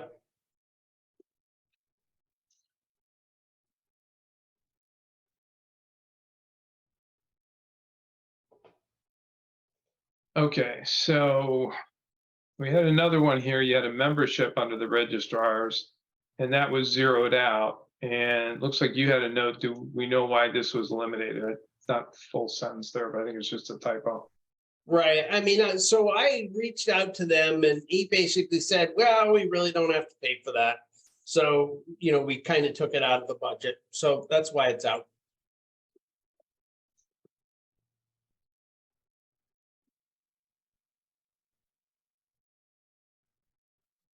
Okay. And if anybody has any other questions on these specific topics, they want more detail from Eric, just let me know. Right. So All right. Elections. Yeah. I asked Wally and Linda, I told them that you as a board would probably want to hear from them directly on that. And that's another one of those things I've been keeping an eye on the legislative or rulemaking process for this.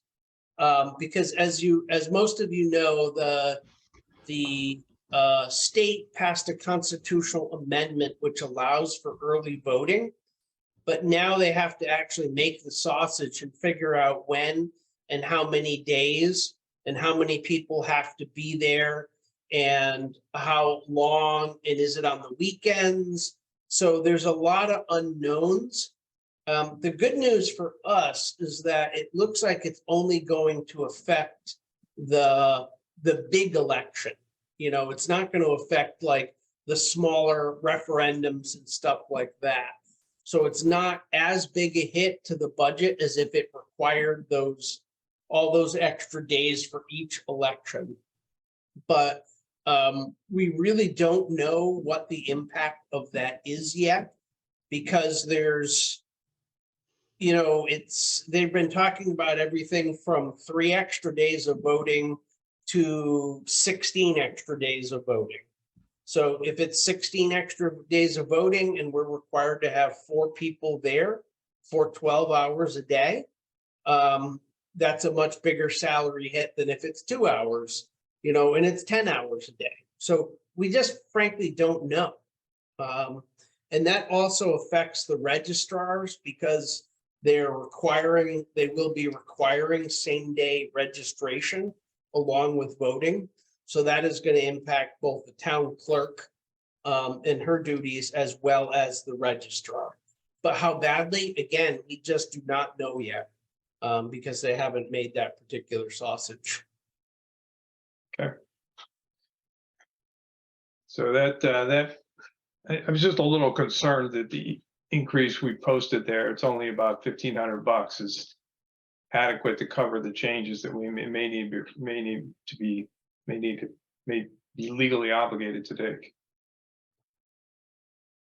Yeah, I mean, again, there's always some padding in those budgets anyway, because you don't know how many referendums we're going to need to pass budgets and things like that. So, I mean, there's no question of the worst case scenario, if you get stuck with 16, more than 2 weeks of early voting, and you've got to have full manning at registration, then, we're going to exceed that budget. But I don't feel like you can necessarily plan for a worst case scenario, because I think it's going to come out somewhere more moderate, but I don't know. All right. That's just my. Fair enough. And there is a possibility that the state will, one of the things cost and some of the small towns have advocated for is that if they're going to be on the more extreme end of the spectrum, because nobody will be able to have budgeted for it properly, that the state for the first year will assume, a greater share of the costs for the elections. So again, I don't think that's a bad number, but Yeah, it got could it. It's be. uncertain. I mean, it's not a make or break number. Right. And I agree with you. It doesn't make sense to budget for worst case scenario. So maybe we're good. I think that question needed to be asked. And anybody have any other comments on that or questions? Okay, moving down to the next one. This is row 119. We had a 58% increase in the wages for the Inland Wetlands Commission. That's what the IWC is, right? So Yeah, that's actually a typo. It's not carrying over the right column from the other worksheet. The increase in the IWWC wages is 3%, not 58%. Okay. And I don't know why, because I looked on my spreadsheet and it's correct. So I don't know why it carries over like that on the one you showed. Oh, I wonder if Brinker made a copy and paste error, because I just happened to notice the numbers exactly the same here. Yeah. And I wonder if I just inadvertently dragged it up. Okay, maybe a non-issue then. Okay. Okay. I'll verify the one that you emailed and make sure that that's corrected. So that number gets transferred from the It's the revenue, it's the building department. building department. Yeah. Yeah. So just check which, you may have changed that page and just been off one on the redirect. That's my guess. Yeah. So it should be this, it should be Correct. D6. Yeah, okay. Yep.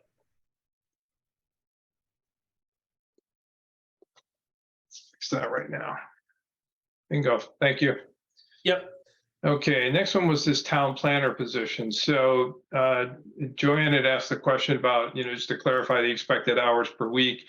And just for the rest of the board, anyone who hasn't really been following, there was in the last Board of Selectmen meeting, there was pretty good presentation done by, the name's escaping me right now, but somebody who's acted as town planner for us before. He's now a full-time town planner in another municipality, and he made a pretty strong case for why it makes sense to have a part-time town planner serving the town of Andover. Unfortunately, that meeting, I'm not sure the recording's even available, that portion, because it got hacked and we had some nastiness going on. So it was unpleasant there. So even if you went back to review it, I'm not sure if it's available or not. But there was a pretty solid case, I thought, made for the benefit of a town planner for the town of Andover. So this would be a part-time thing, I guess. Eric, what do you anything to add to that?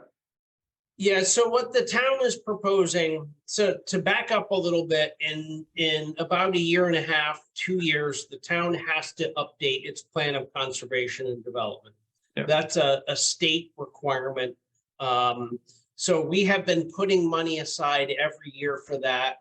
We're supposed to have been right since the last budget, but for some reason, there's a lot less money in that fund than there should be.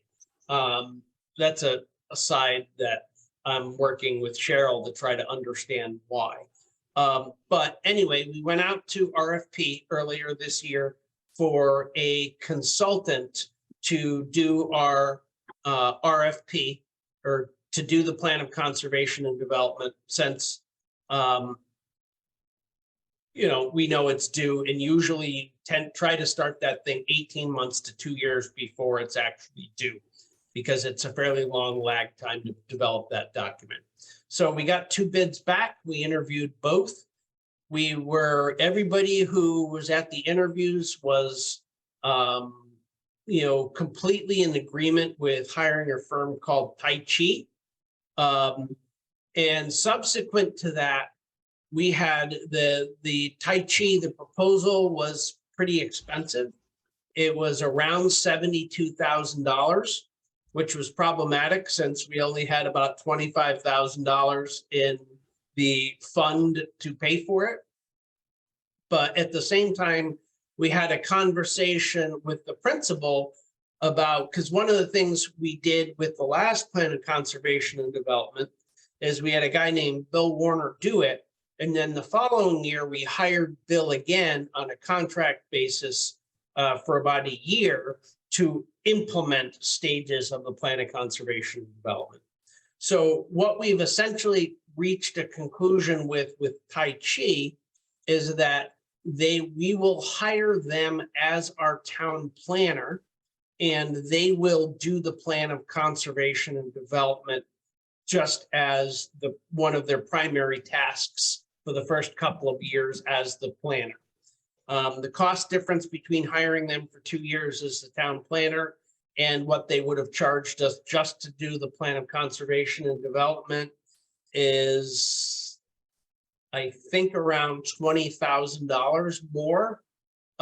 So we decided that was probably financially a better bet, since we knew we really wanted to push for a town planner anyway. So the goal is basically to hire Tai Chi.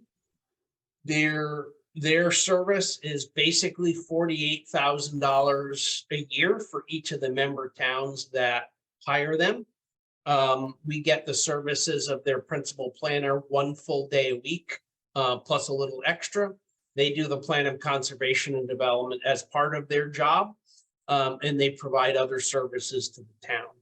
Now, the reason this budget says $36,000 and I just said 48 is because what the town is going to do is the town is going to take around $12,000 a year from the existing POCD implementation fund and use it to decrease the cost of the town planner. And then at the same time, the town is going to decrease the legal and professional staff services line item for the Planning and Zoning Commission, because some of that slack is going to be taken up by the town planner, which will save about $5,000 a year. And then we will not put money into the POCD implementation fund, because we will be doing that with the town planner.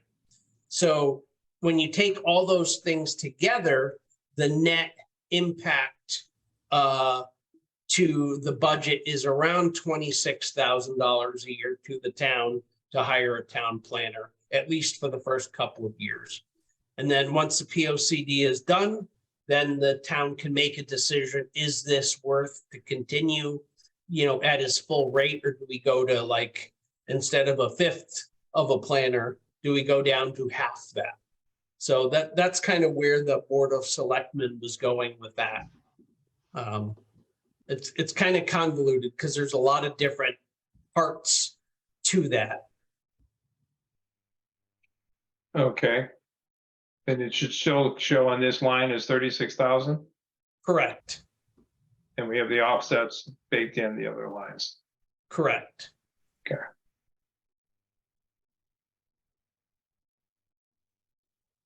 And if you do want to review the meeting where it was discussed, we did edit the tape to get out some of the, to eliminate the portions where we got hacked.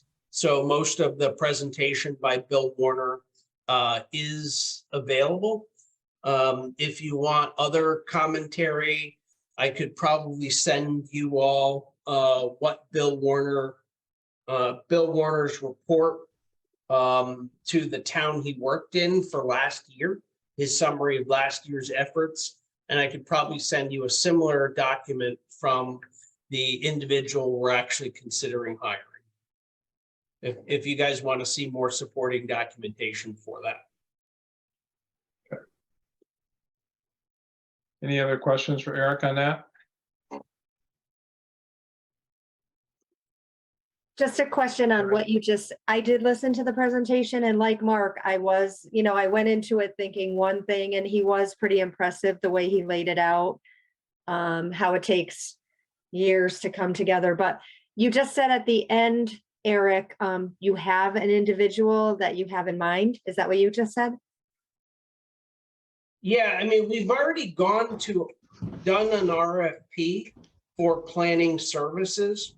Gotcha. So I think because we did that and we clearly had a planning service that we preferred, I think it's within our policy to use town planner as opposed to going back out to bid. But that would, we would do that. That's what the Planning and Zoning Commission wants to do anyway. Mhm.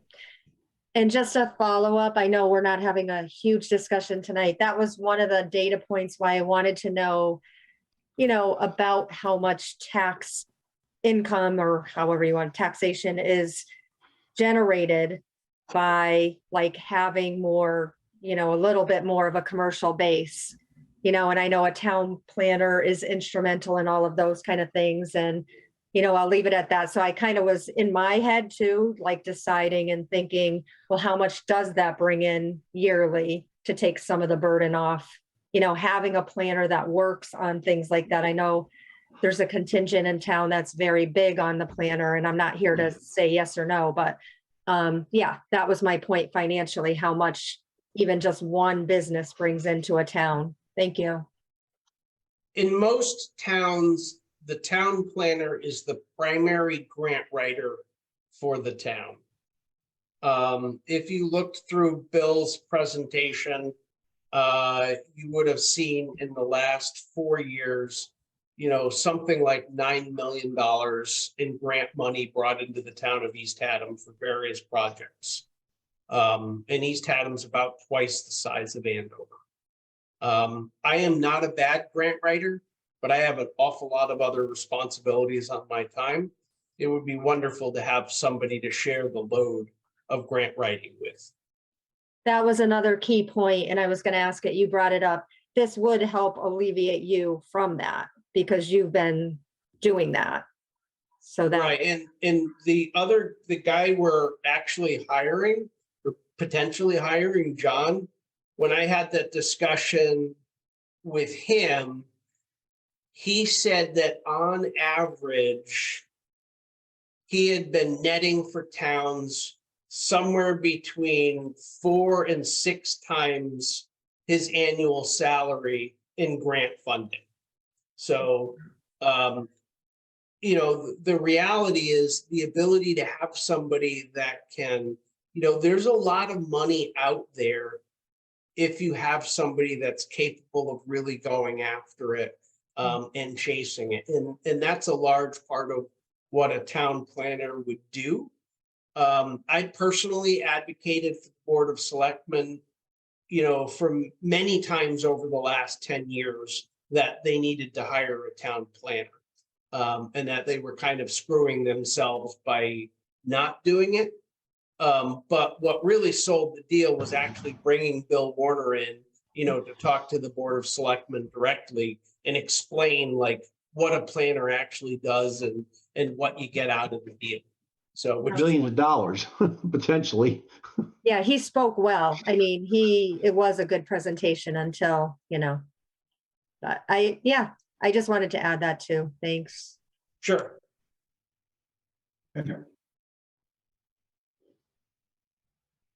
All right, well, if nothing else on that, well, I mean, I think that one is, I would urge the Board of Finance members, if you haven't seen that, or you have questions or real concerns about that expense, as we mentioned, it was a fairly convincing argument. I came in maybe skeptical also, as Joanne mentioned, and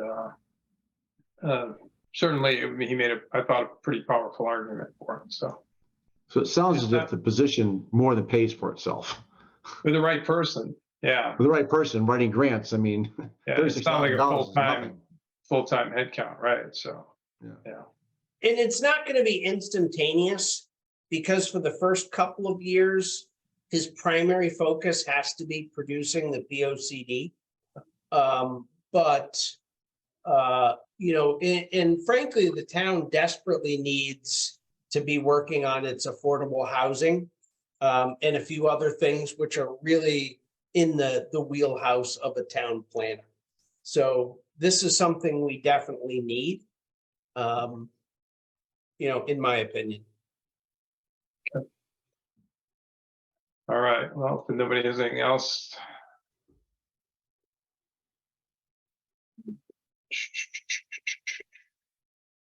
Other question I had here was computer tech support. We just had a small increase built in there. It didn't seem to reflect the increases we've had year to year, Eric? Yes. Is the number on that?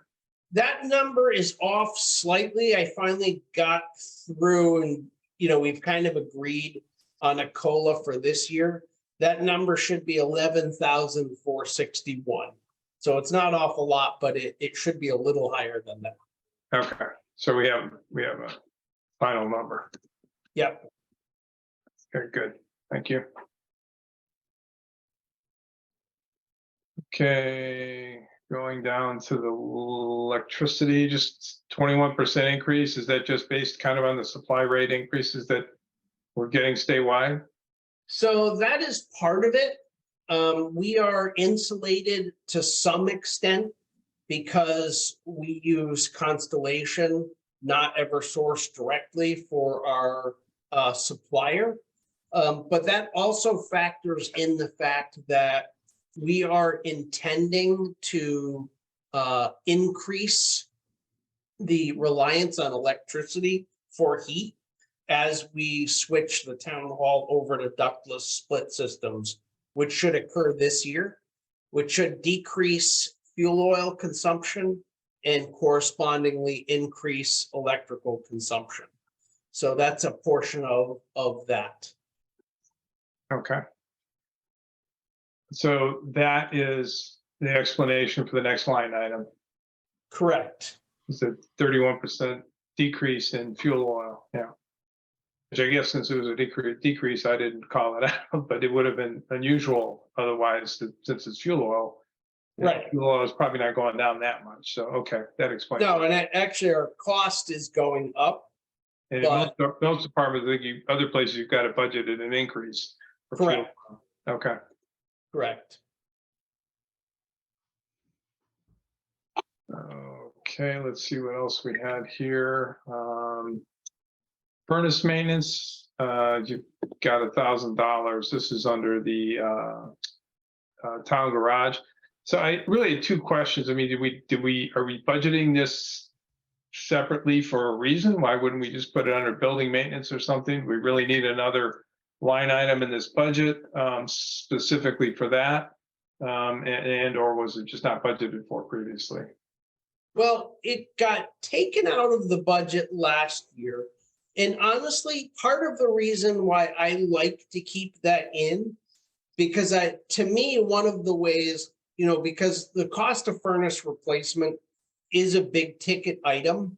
And I kind of like being able to monitor your maintenance costs separately, just so it doesn't get swallowed up in the whole building maintenance budget. But I'm not hard fast on it. If you don't want to see it, you can roll it back into the rest of the building maintenance budget. I just kind of like to see it separately. All right, I think that's a good explanation. I don't have a problem with it. I was really just wanting to hear if there was a rationale for it. Because I think we tried to trim some of the extraneous line items out of this budget a couple of years ago, and that was benefit, I think. And so you had me at monitoring maintenance costs. I'm okay with that. I like that idea. But if anybody else has any concerns about it, can certainly discuss. But it's not a big number, just again, trying to keep it as clear and simple as possible.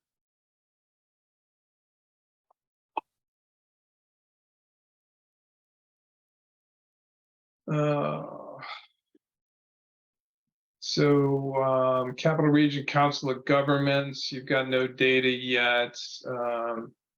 Again, well, I guess you really don't have a history. Are you going to get a number for this one? I mean, you really haven't budgeted for an increase. It's No, just a I mean, couple I $100, know but at this point, I know cost isn't going up. And I haven't seen it on paper, but I've heard that CCM is not going up. I don't know CROG yet. The CROG budget, CROG has not approved a budget, and they're probably not going to for a while. But looking at the only kind of big ticket item that the CROG did was they are moving next year to a new, much bigger facility, but they got grant offset to pay for that. So I'm actually not anticipating any big changes in any of those line items, which is why I didn't account for it. okay, fair enough. It's not a big number, so just want to make sure we're not overlooking anything in the final. Right, and likewise, I do not yet have a budget from the probate court. They tend not to give you a budget very early. Oh yeah. But again, it's not, it might be off by a couple $100 one way or the other, but it's not going to be a big number. Yeah, you're not really seeing much year-to-year increases there, so we didn't. All right. Correct. Public Works overtime salary, you got a 39% increase on this line. Just wondering what Yes. the basis for that is. So, yeah, we've been actually ramping up pretty consistently the amount of OT. And there's kind of three buckets that overtime comes out of or is used for. One is emergency storm response. The second is normal work stuff that can be done more efficiently if you finish things in a single day, which sometimes don't work out to an even 8-hour day. Like if you're mobilizing equipment and you got to bring the stuff back, it's a hell of a lot more efficient to just stay there, and budget a couple extra, 3 hours of overtime and keep the guys there till it's done, move the stuff once. So that's part of it. The other part is we are talking about we are going back and forth with our chip seal contractor about ways to save money on chip seal. And one of them is for us to provide more of the flagging and the road guard service, either with our own guys or with, we also use a couple other town residents that are not Public Works employees, but that have gone through the certified flagger. But because they're union employees, once it hits 2:30, you cannot dismiss union employees if you're running non-union people as flaggers on jobs. So you got to be able to transition to your union employees for the late hours. So that's part of it. I think it's overall more of a cost savings doing it that way than it is doing all of the essentially subbing out all the flagging, doing it the other way, which is make the contractor responsible for all the flagging. So that's really the difference in cost there. Okay. I mean, again, not a huge number, but all these things are adding up, and if it's a variance, we could talk about it, so. Absolutely. This one's up diesel. I didn't flag it because it's diesel. Yeah, so Costs are higher, right? So, that is just a straight, there's kind of two things that go into it. One, the contract that we signed for diesel is an increase versus last year, pretty significant. We are locked in for the year already, but we're locked in quite a bit higher than last year. And the second factor is we ended the last budget season with essentially out of money and completely dry tanks. And we're probably going to end this season the same way. So that starts to build a little bit back. So hopefully we're not ending the season with completely dry diesel tanks anymore. Because the tank we have holds about $6,000 or 6,000 gallons. And to put it in perspective, last year at the end of the year, because we went over our allotment, we put in like 500 gallons just to get us into the new fiscal year and the new contract. So that's what that is for. yeah. Supplies, you got a pretty big bump there. I don't know if that's a 15-second explanation. To be perfectly honest with you, that's a Jay question, not an Eric question. I can't answer that off the top of my head, but I can get you an answer. Yeah, I mean, it got weird because we were budgeted 15,000, or 15,000, dropped down to a budget of 3,000 up to 15,500, and now we're at 18,500. So it's just not clear to me what that was really driving that. Well, that's kind of a weird one. That took place with the changeover in budget from Phoenix to Edmonds. They were accounting for supplies in different spots. I don't think the budget really decreased down to 3,000 for a year. Just got allocated to different of where they were allocating money. Yeah. Okay.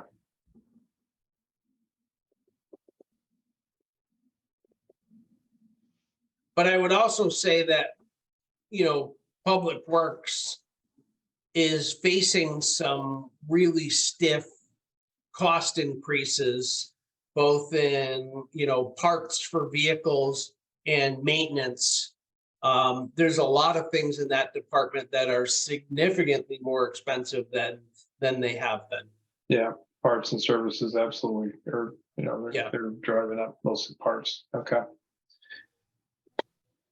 On this one, salt, just wondering, you had a note here, large salt cost per ton increase. I think that's mostly been in effect this year.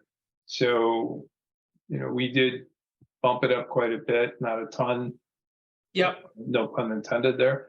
Last time, and then a little bit here, we're feeling okay about that number. Yeah, I mean, this year, obviously, we're going to be in good shape. And we're going to be able to put about 400. It looks like we'll probably put 400 to 500 tons in the salt shed to start off next year, which will help.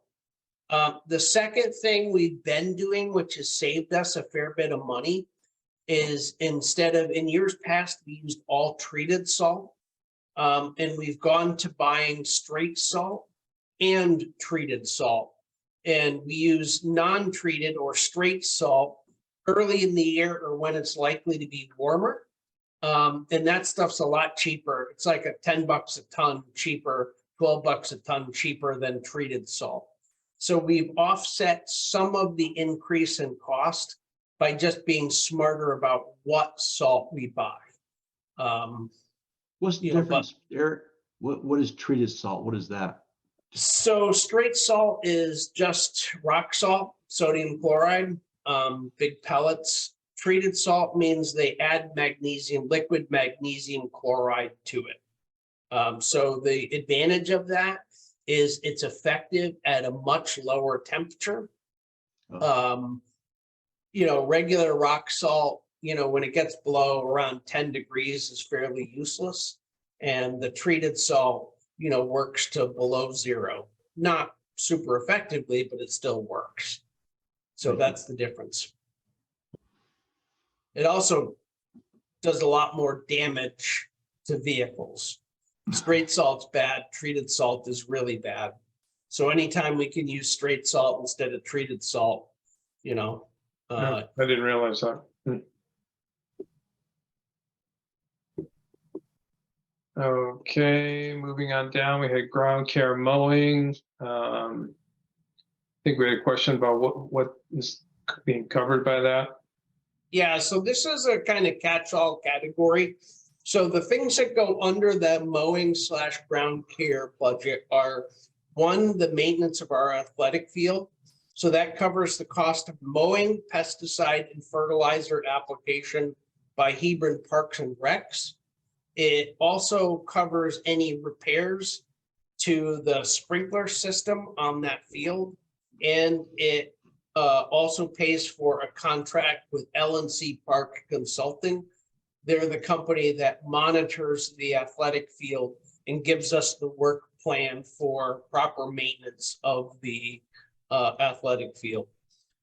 It's a specialized enough thing that, I go down there and he gives me this report and says there's crabgrass here and there's this there. And I go down and I just see a bunch of grass. But if you're going to keep an athletic field in really good condition with the number of hours of usage that we're putting on the field, actually takes quite a bit of planning and testing. So that's what that is.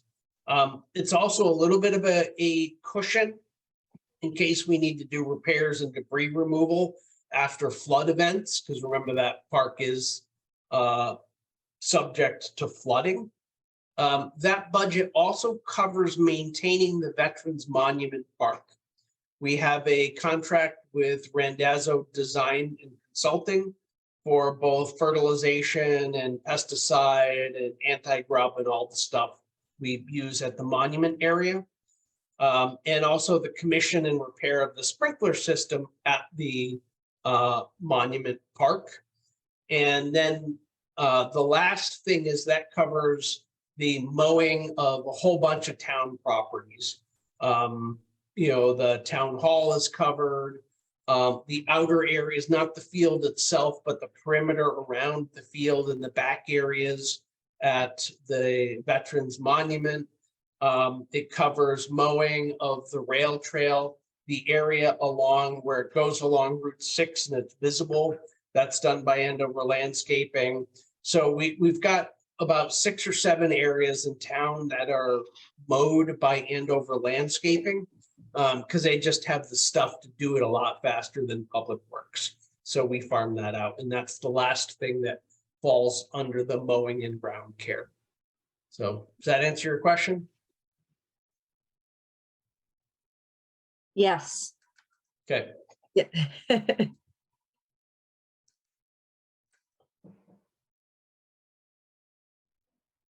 Okay, had a question here on the old cemetery maintenance. There's some question here we should add in the grant info variable funding. Yeah, so we've been struggling with this. So what that is that is the cemetery that's on Cider Mill Road. We apply for every year a grant to cover maintenance of repair of old cemeteries. Believe it or not, there's a specific grant program for that specific thing. So we budget $2,000 a year from our own money, and we get money from the state. But we don't know what we're getting and when, and how much we get is highly variable. So we were planning on putting it into the revenue portion of the budget.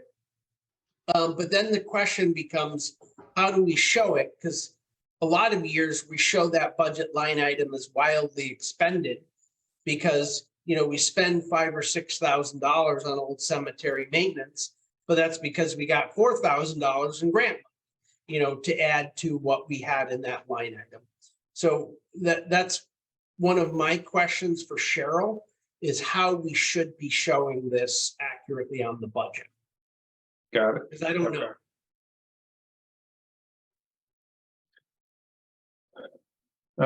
Street lighting had a big increase, and the note just says 45% increase last year to next year. Is this supply increase or what?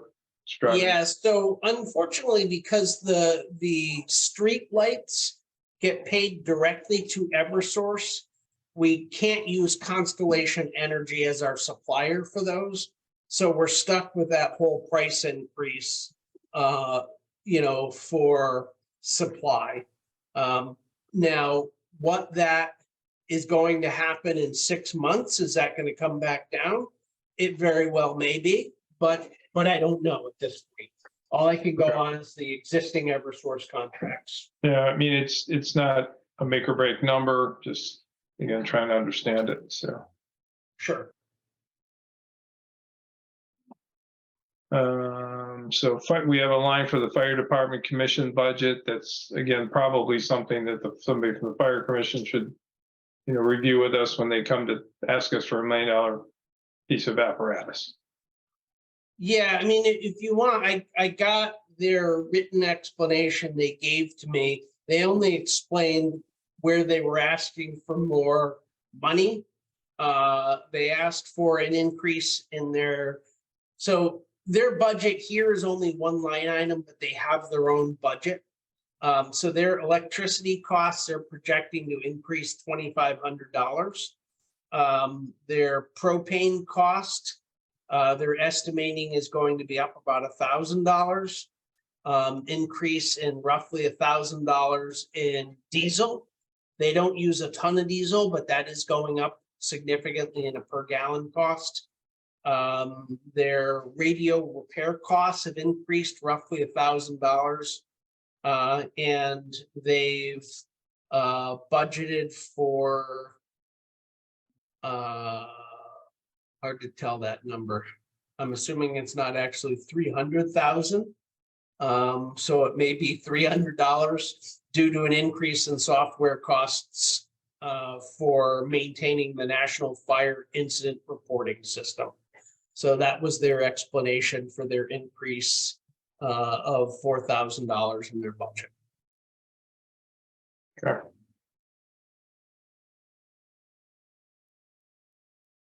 Does anybody feel like we, you know, is that something that the fire commission, when they come to talk about the apparatus, should be able to talk more if people have questions, right? Yeah, you could probably, if you wanted them to do that, I'm sure they could go over that too. That shouldn't be a problem. Okay. All right, good. So we'll move down to the next one, which is the vehicle purchase of a RAV4 hybrid. So Joanne had asked the questions about the Board of Selectmen wanting to purchase this from the current year funds versus next year funds. I mean, we've got it in here proposed. You explained why. Is this replacing one of the vans? I can't remember the story behind this. Okay, so I'll give you the Cliff Notes version. So the town applied for and received a grant to replace the 12, or to purchase another 12-passenger van with the intention of getting rid of the 20-passenger van, which is old and unreliable. So we got the grant, but the manufacturer, the chassis manufacturer hasn't actually produced the chassis in 2 years. So we were supposed to get the vehicle last year. We did not get it. Then we were supposed to get the vehicle this year. The state is still saying we're getting the vehicle, but when I talked to the chassis manufacturer, the people who actually build it, they say no, because Ford hasn't actually given them any frames and engines to work with. So there's a disconnect there, but as far as I can tell, we are not getting it. The problem we have is that we've made an agreement with the elementary school to supply them with a handicapped accessible vehicle so they can transport one of their kids who requires that to and from school. It's stupidly expensive to have either DATCO or EastCon provide that service. So economically, it's a lot smarter for the town if we provide it ourselves. But the problem is that now we're really down to, we have 2 reliable vehicles and 1 unreliable vehicle. And what we really need to do is we need to get a small, non-handicapped accessible vehicle to provide medical transport, because that is the bulk of the trips that senior transportation make, are the dial-a-ride services for seniors who are unable to drive. So a small vehicle is the most economic way we can do it. And it allows us to continue providing services to the school and hopefully also at the same time, stop using the big bus, which actually I have on my desk a repair bill for, $2,900 for that thing. Because, it's got a bunch of seals on the engine that are leaking. So it's at the end of its lifespan. If we had gotten the vehicle that we got the grant for and the state and the federal government say we're getting, we wouldn't need it, but without it, we're short 1 vehicle, which is what we're proposing. I think we need to be a little, I'm not sure if we have a line item for an account for this one or what we do. We just need to make it clear what, where this is going in the budget from an accounting perspective. Yeah, well, what I said was that as soon as it looks like it's actually going to get through the Board of Finance, I'll have Cheryl assign it a number. But I didn't want to go ahead and, put that into QuickBooks and put that into the financial system until we were sure we were actually going to consider buying. Yeah. So it's a pretty significant purchase. Anybody on the Board of Finance have any questions or input regarding that one?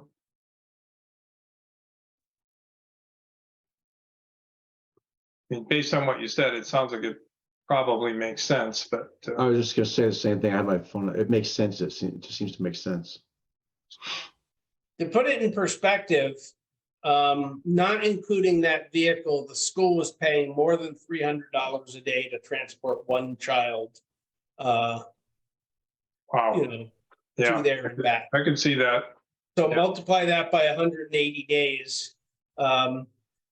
You're approaching the cost of that vehicle right there, and versus paying a driver, $18 an hour using a vehicle that you own. So. Got it. Okay, well, if we have nothing else, I guess we can move on.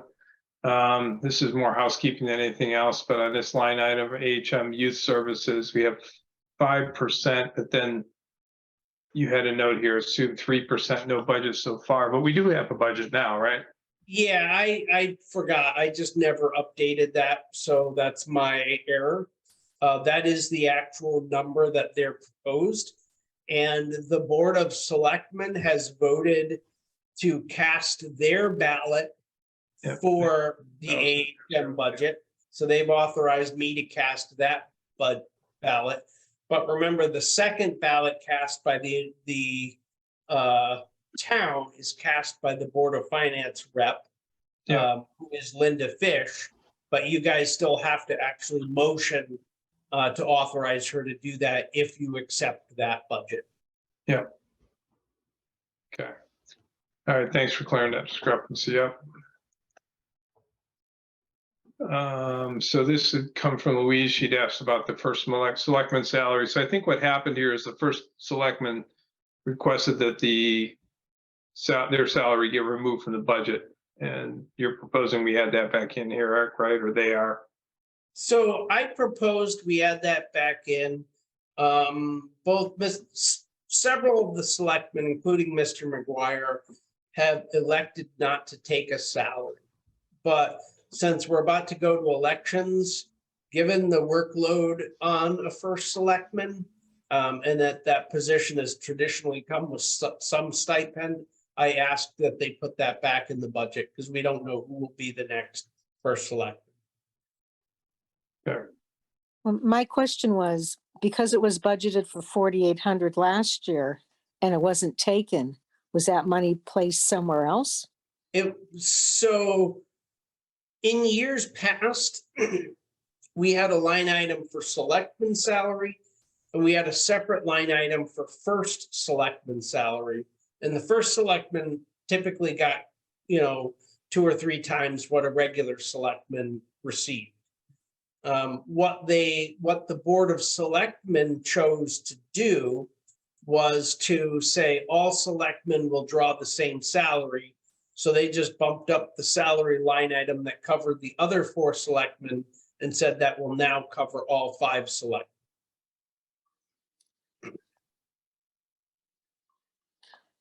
But did all of them decline the salary for No, last year? No. Oh, so some took it and some didn't.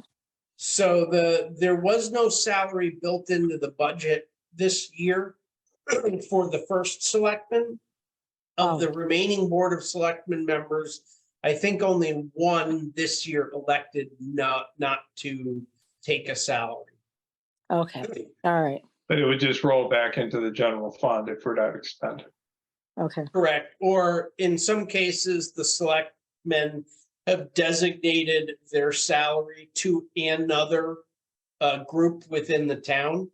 Like Adrian has donated his salary to the senior luncheon program, for instance, which he can do if he so chooses. okay. Okay. Moving down further, I think I answered this question myself, but I asked the question whether the Board of Finance clerk wages are still needed. But I think even though we don't have a clerk on the call, you have them actually transcribing the minutes from the meeting. And so you probably need to account for their time that way. Is that correct, Eric? Yeah, so what we've done is we've based the cost for a meeting on doing the transcribing. And to be honest, whoever does it has to listen to the whole meeting. So whether they're on the meeting or whether they're listening to it later, it's the same amount of time either way. Yeah. All right. Okay. So the next one was, I know we've gone round and round on this for a couple of budget cycles, whether we need a budget for legal activities for the Board of Finance. And we haven't used it. We generally use the town's attorney, Dennis O'Brien, who's on retainer, when and if we've needed any kind of legal opinion or legal services. I know I was an advocate for leaving this in just because, but not sure that really makes any sense. So I'm neutral on whether we change this or not, but I think your point is the same, Eric, that it really probably is not needed there. Is that what you're saying? Well, unless you feel like there are going to be times and places where you want to use legal services other than the town's attorney. So like if you feel like in some cases you want a specialized opinion, that's how we would fund it, because we don't really have enough money in our regular legal line item covers the town attorney, and then a little bit of money for our labor attorney. And then, so we used to keep a much bigger attorney pool of money, but we don't anymore. So if you think, the town attorney can answer all your questions, then you probably don't need it. If you think at some point you might want specialized legal advice, you'd need some way to pay for it. if we don't not- take it, if we don't take it out, if we take this out, and there's a possibility that we do need legal services, like you just explained, is there another line item that we can pull from if needed? I mean, contingency, Okay. you know, there's no other legal pool that you could just borrow money from.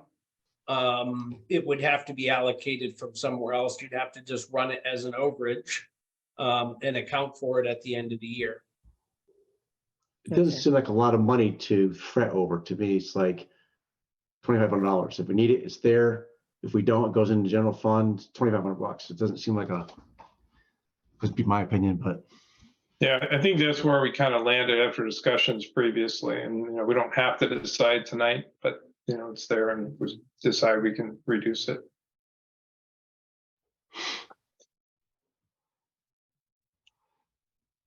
Any other questions, comments there? My only thought would be we keep it there for now until we get into deeper discussions and know that it's something that we can, you know, my thought is tonight we're going over everything once, you know, and then we'll probably get into some nitty gritty in some of our upcoming meetings. That's just my thought. Yeah, I don't- yeah, I don't- I think we'll probably not make a lot of changes tonight or any changes, and then we can come back, Right, and really right. hit them all at one time. Absolutely. Yep.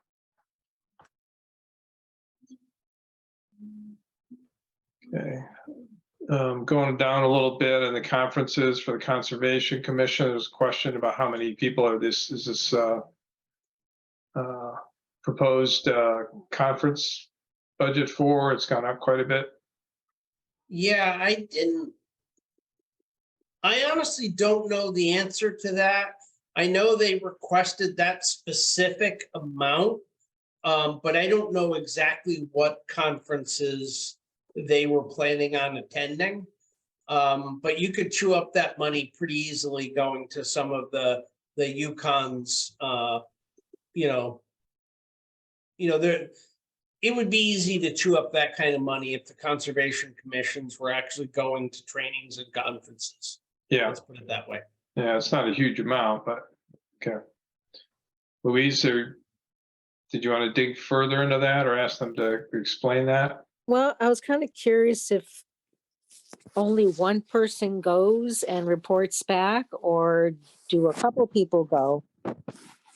My concern. Because I know when I was going through conferences, that's what they generally did. One person went and they reported, and it was less costly and still effective.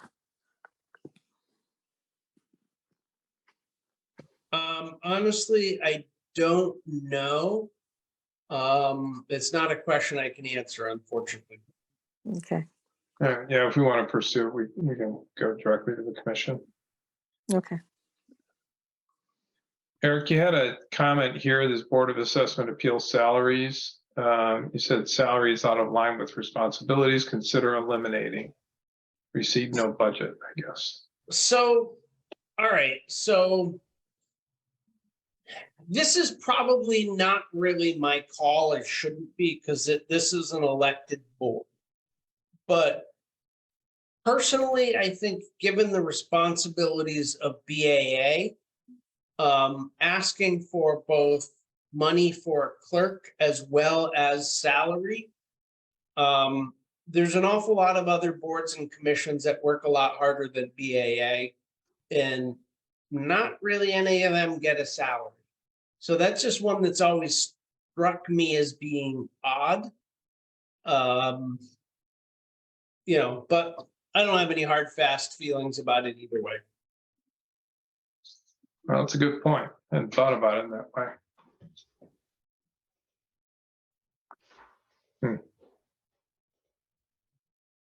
Food for thought for the board, I think, when we go back in here. Anybody have any other questions or comments on that? well, it's Eric's comment seems to make sense too. We're working tonight till all hours. We don't get paid for this. So anyways.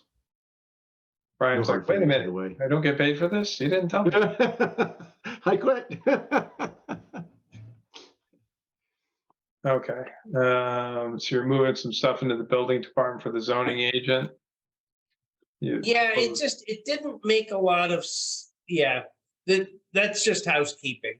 Yeah, okay. Yeah, maybe, are we gonna make that change? Yeah, we are. So you're gonna work on that one, the next file then? Yeah, I will, I actually didn't realize I hadn't moved it yet, so that's on me. Okay. All right. Here's a couple things from going down the Recreation Commission. There's, let's see. Oh, this community garden one got added. I think I just added the note that was in the Board of Selectmen meeting. They just added they had added a line item at their court request of the Recreation Commission for the community garden to help them build some planters, et cetera. But I didn't know what this rationale for this new employee is part-time scheduler. So that was a Board of Selectmen idea that they were concerned that the town was running an awful lot of rec programs and wasn't necessarily doing a good job of necessarily managing them and or scheduling them and or publicizing them. And they felt that by adding a part-time, adding somebody and paying somebody to actually be in charge of that, they would get a better product. I don't have a lot of details on that. That was just something the Board of Selectmen decided to do. I'm not opposed, of it anyway. I mean, you might want to ask, I don't know. I mean, it's almost like it's a rec commission function, but it's true that in most towns that would be, there would be somebody in charge of Yeah, recreation. Parks and Rec. But who would this person report to, and who's defining the job, and who's? Hey, Mark, Yeah. if you don't mind, I did listen to that meeting and I could sum it up in a nutshell of Yeah. what I think the rec, it was Jeff Murray, the selectman, he brought it up that he feels like the town doesn't, maybe doesn't have the go-to person that you can just call for information for sports or rec programs and, for school age kids and all of such items. So they thought of the idea of bringing on a very small position for now with keeping in mind the big picture eventually with the community center. And whenever that gets built or whatever happens, having to have a person, that might work in that. But, and then they'll have their vision. This is a small person that would, just work. They definitely set up a time parameter because I'm all into this. They said, I thought it was like 10 hours per week, $16 per hour. They, because Adrian said, well, we have to start somewhere. We have to present it. We have to have a budget.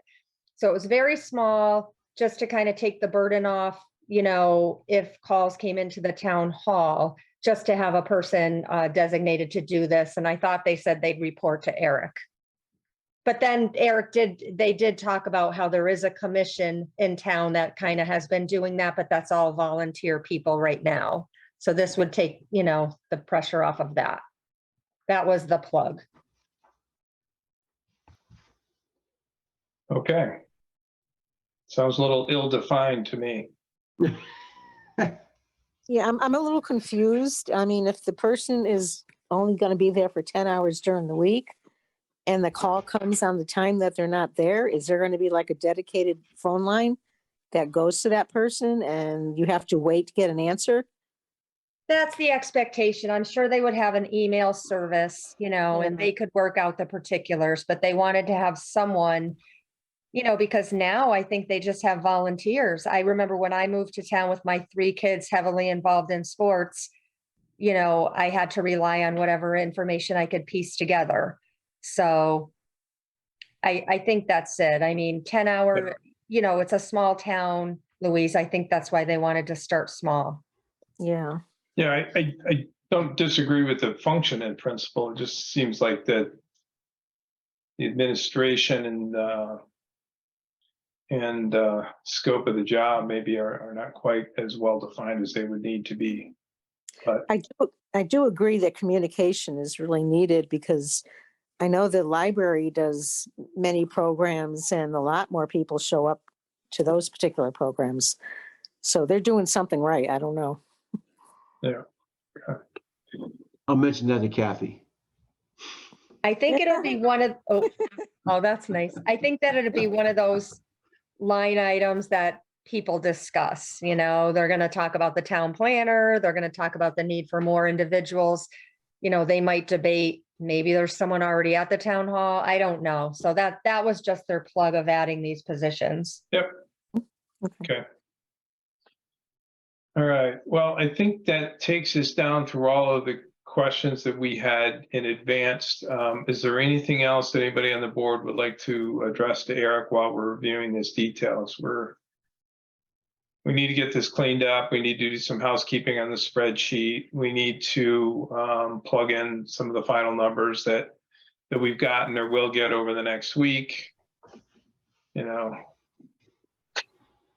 Obviously, we need to address the AES, which is a big chunk. RAM is what it is, kind of at this point. So I had one question I didn't see on here. yeah, go ahead. What does building IWC mean?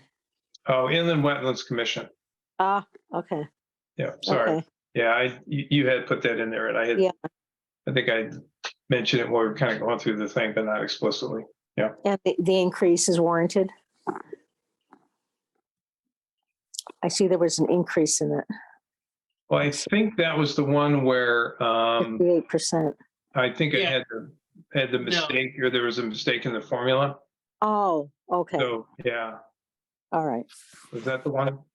Correct. Yeah, that's only a 2.9% increase, not Yeah. we're not changing the hours. We're not changing anything on that position. Okay. All Yeah. right. So that's an error on the spreadsheet, which will get Okay. corrected for the next release. So Mark, that was my question because I'm new to this. I've been trying to take notes on my own copy of the spreadsheet, but you're doing it. So we'll all work off. You'll send us a new one next week, right? You'll fix this one, whatever changes, and we're all working off the same one all the time. So Yeah, that would be my hope. Eric, I don't know. If you guys are going to do some changes to the draft that you have, which is probably the draft we should be working from, because we haven't really changed any numbers here. Well, what I do you- have not changed anything since I gave you the budget. So if you want to send me your copy, because that has your notes in it. that's I will what I was work on thinking. that draft and make changes from there. Yeah, I can do that. I want to verify that some of these values are correct, but you and I can figure that out and just make sure it's accurate before we send it back out to the board. Okay. Okay. Thank you. All right, so we've gotten a good overview line by line. We obviously have some things we have to talk about. We've got the AES budget next week. We've got a couple of things that I think it would, the board's going to need to discuss. They have the town planner issue. We have $35,000 for the vehicle, which, although now that I hear about it, and I understand the need and the rationale for that. So I think we have quite a bit to do. And of course, then the big elephant is going to be the fire apparatus. So we're going to have to talk about that a little bit. But okay. Does anybody have any other general questions on the budget? I think we will knock these specifics off now, move on, and then dig into the details probably in the next meeting. That's all I was going to follow up with, Mark, is just confirm that we were getting an updated spreadsheet, could really take a look at it, and then, move forward from that.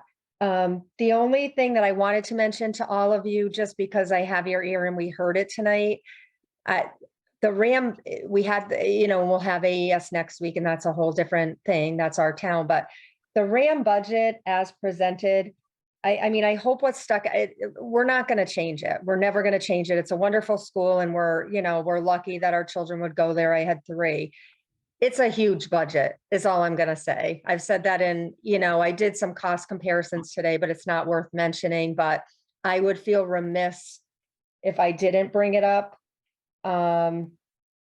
It's just huge compared to other towns that are similar in what they do. But again, that it is what it is. And we're lucky that it's going down, our levy for it is going down next year.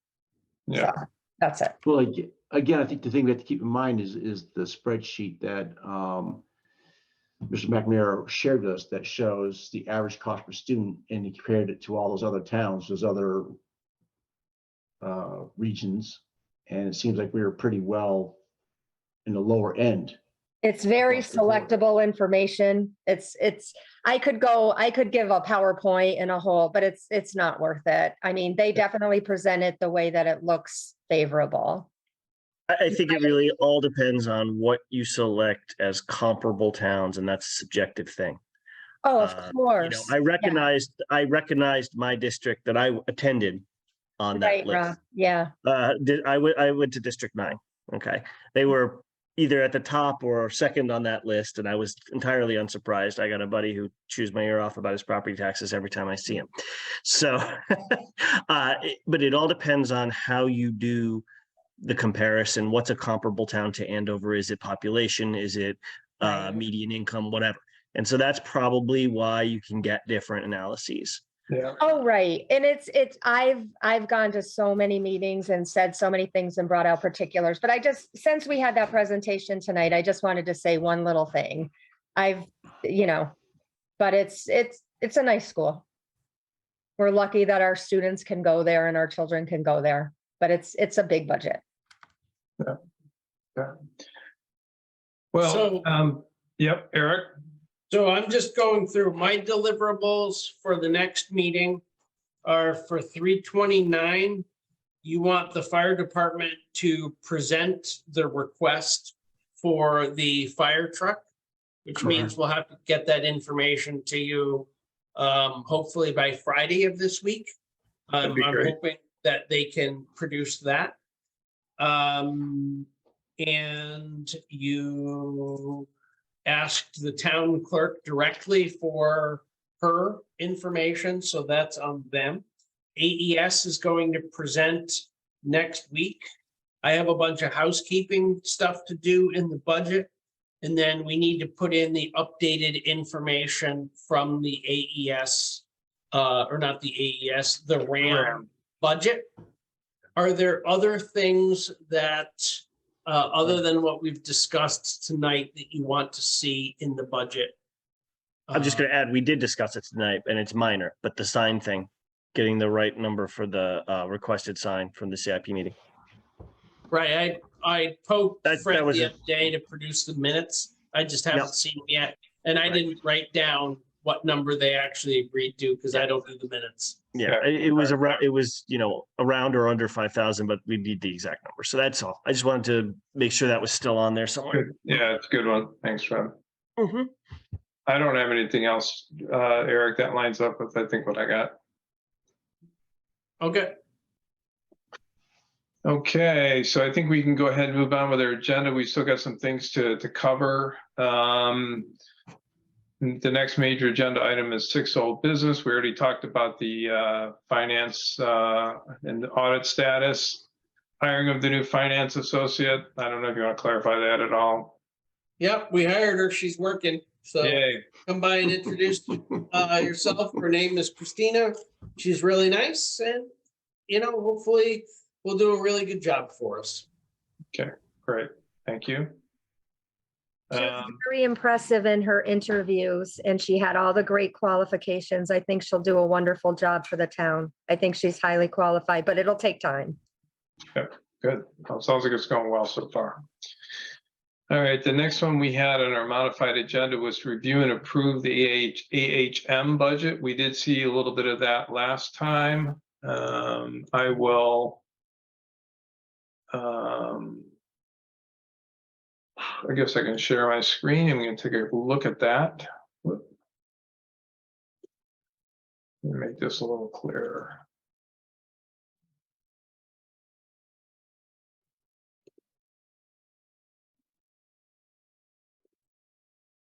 So I think this is the proposed budget.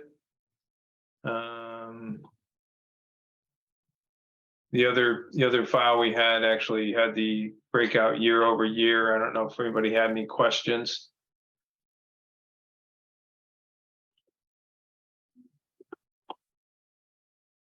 I remember being satisfied by it the last time we talked about it. Yeah, we had asked a few questions and she had actually, I think I distributed those to you. She had answered those. We still have Linda on the call. Okay, Linda's probably tied in more with this than most of us are. You're here's muted. formula for the breakout based on the enrollment percentages. And here is the year over year variation. And this number right here was the 97,002 was the Andover contract amount, which is our budget line item. So anybody have any questions or comments? I just Anybody? want to, Yeah. can I just mention that they have, I'm not sure whether they have hired or they're going to hire another full-time therapist. I don't remember if you heard that. I don't know. She had, I think in her explanation, Tressa explained that they had hired more therapists and that was one of the reasons for their insurance cost increase was the additional people and Right. more Okay. services provided. So does anybody want to make a motion to approve? This is the budget line item for.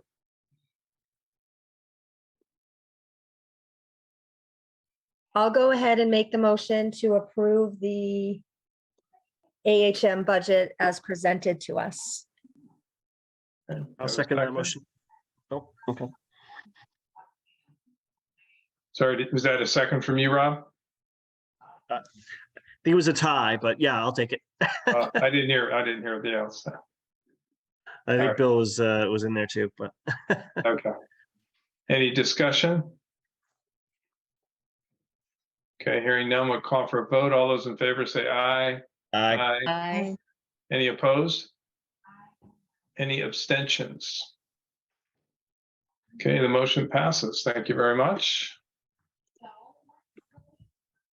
All right, moving on with our agenda. The next item is new business. So item 7A is the April 19th budget meeting. We have a conflict with the Board of Ed meeting. Eric, I think you probably added this one. My own thought is we move it a day earlier to the 18th. Is that a Tuesday? That's a Tuesday, Tuesday, 19th? yeah. I know that's not all Um, best for everybody, but Yeah, So that just as a point of information, last meeting, I informed you guys that I was going to be on vacation from the 19th to the 25th. Yeah. And then you scheduled the budget meeting for the 19th, which broke my heart, but that's okay. So if we do have it on the 19th, I'm going to be on the road, so I'm not going to be there. I would be there on the 18th if you chose that date. and is this just a regular budget meeting, or is this this is the budget presentation meeting? this is the public hearing. Public hearing, yeah. This is Yeah, kind of so this is the hearing, and just I guess so, and we have some new people too on this. So the historical experience has been that there generally is not a lot of conversation, input, or contention. We generally hear from a few of the public. Sometimes it's gotten a little interesting, but it's typically not a long meeting, and we generally do not take action. It's really more of an opportunity to present the budget in some kind of limited basis, but mostly to get it's like an extended public speak session, if you will. Is there any opportunity to do it Thursday, or does that not work?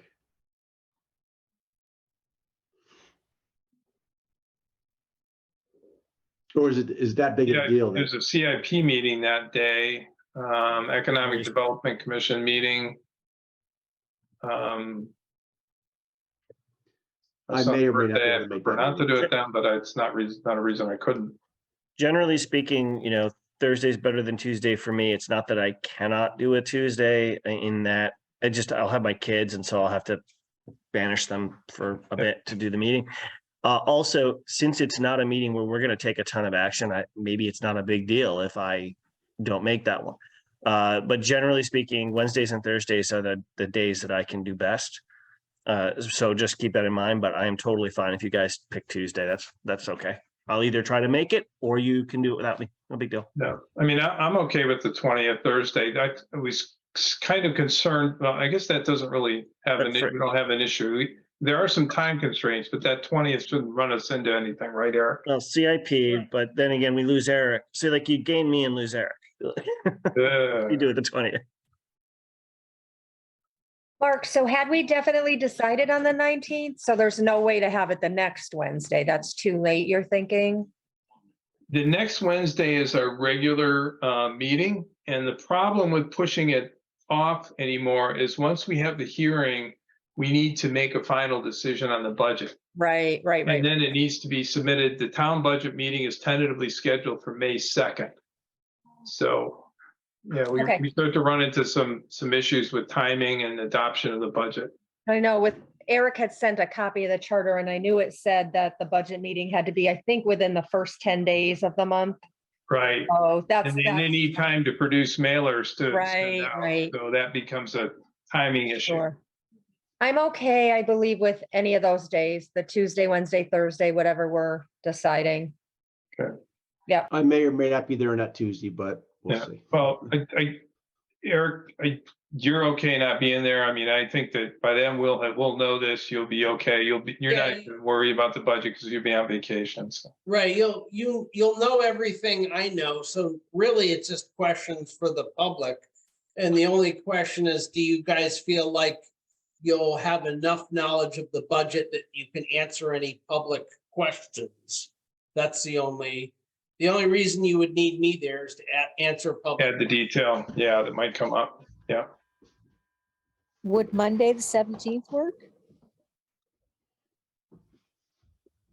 That's probably the same That's issue even- for Rob. But That's worse for me because I won't get home on a Monday night until 6:45, picking a kid up from gymnastics and running her home from Hebron. So it's literally get home and then try to feed them dinner.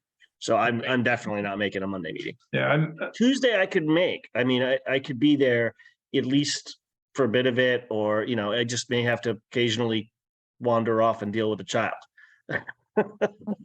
There's a really good chance on the Monday on the 17th, I would be presenting to planning and zoning for the community center. So if that's occurring, which. yeah, I'm gonna propose the 20th and we just stick with Thursday. It just sounded like that Perfect. worked out pretty well with everybody. I'll make the motion to change the public hearing on the budget to the Thursday, the 20th, if anybody wants to second that. I'll second it. Okay, thanks, Bill. Any discussion further? All those in favor? Aye. Any opposed? Hear none, no abstentions? Okay, so we'll move it to the 20th. So, thanks, everybody. All right.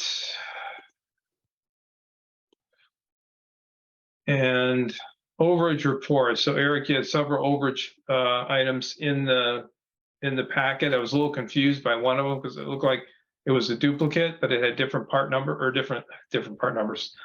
Sorry, that's work creeping in. Different account numbers associated with them. Yeah, I'll be honest with you. I reviewed them real quick the other day, but these all come from Jay. These are just budget overages in Public Works and various different accounts. Public Works as a whole is well within their budget, but there are some things in building maintenance where, they're over. They went over, as some of you know, we built the new locker room because they never really had any place to store their gear there. And we had to do a bunch of electrical work at the end to make that happen. So they did the construction, but we did have to bring the electrician in to put lights and switches and stuff like that in. So that's one of them. Oh, that one's a duplicate, actually. That's what I'm saying. Yeah, there's a There duplicate. was one duplicate, yeah. And then the second one was related to snow removal. Again, they're going over in a couple of the supply lines related to the DPW snow removal budget, but there's plenty of room in the snow removal budget to transfer money in from salt and also from the overtime budget. So the department is not nowhere near over, but there are a couple line items within it that are over. You've got a fire extinguisher that had to be replaced. I'm probably going too far ahead, but Yeah, so, and I know there was some little, so that was one of the highware items on plow trucks is the salt spreaders are kind of in the middle of the truck. So the truck, the bed tips back so you can dump stuff out the back. And then it also has another arm that tips to the side so that you don't have to drive down the road with the bed up when you're spreading salt. So, and then in the bottom of the bed, there's an open chain, it's like a conveyor belt for moving salt to where the spreader is. And those are very high wear items. They get rusted out pretty quickly. So that's the majority of that is replacement for the auger chains, which is why that's so high. In the operating budget, we have a specific line item for fire extinguisher inspections.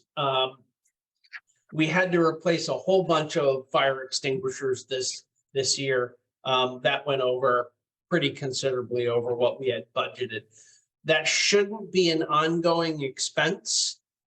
We just had a lot of fire extinguishers that came up for that reached the end of their service life this year. And that's just what we pay with, we use a company called Shipmans to come in and do the annual inspections. And while this is on Public Works budget, this covers everything. This is fire extinguishers in the library, in the town hall, in Public Works, in all our vehicles, in senior transportation, et cetera, et cetera. So that's what that is. It's just it's all accounted for in Public Works budget.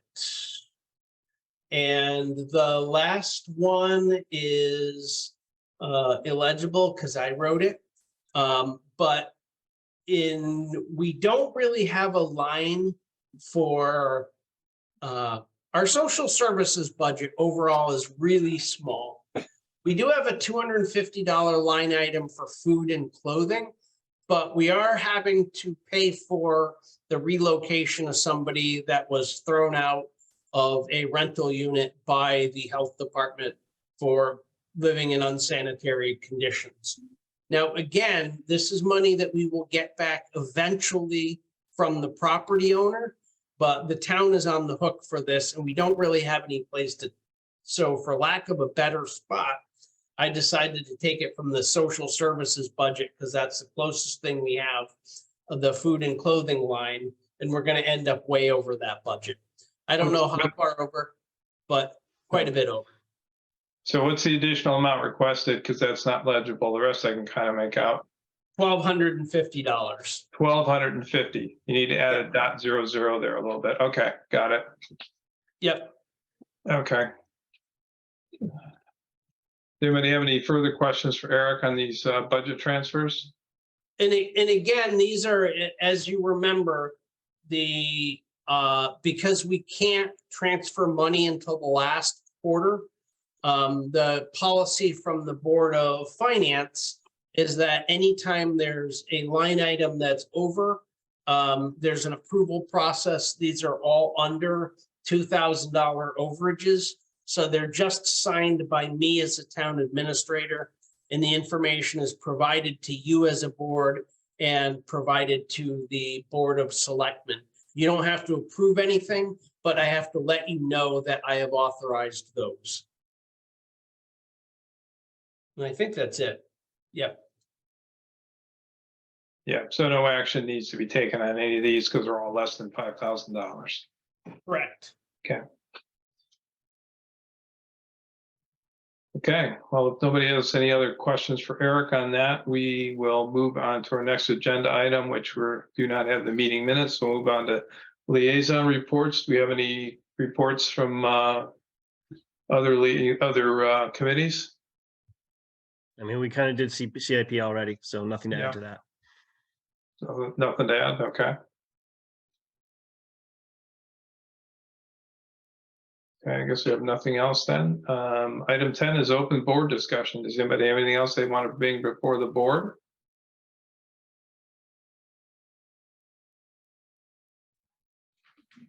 Okay, hearing none, I guess we'll move on to item 11, which is public speak. I don't see any members of the public. Eric, can you just confirm that? I do not believe so. The only non-board member is myself and CBC. So I guess we'll move on to item 12, which is adjournment. Would anybody like to make a motion to adjourn? I'll make the motion to adjourn. Okay, Louise, thank you. Anybody want a second? Second. No, too late. I saw Brian raise his hand. Did you scratch your nose there, Brian? That was me. Yeah, I'm just trying to get him to participate. Get him in there. Yeah, I have- absolutely. Yeah. That's like, This is an easy one. all right.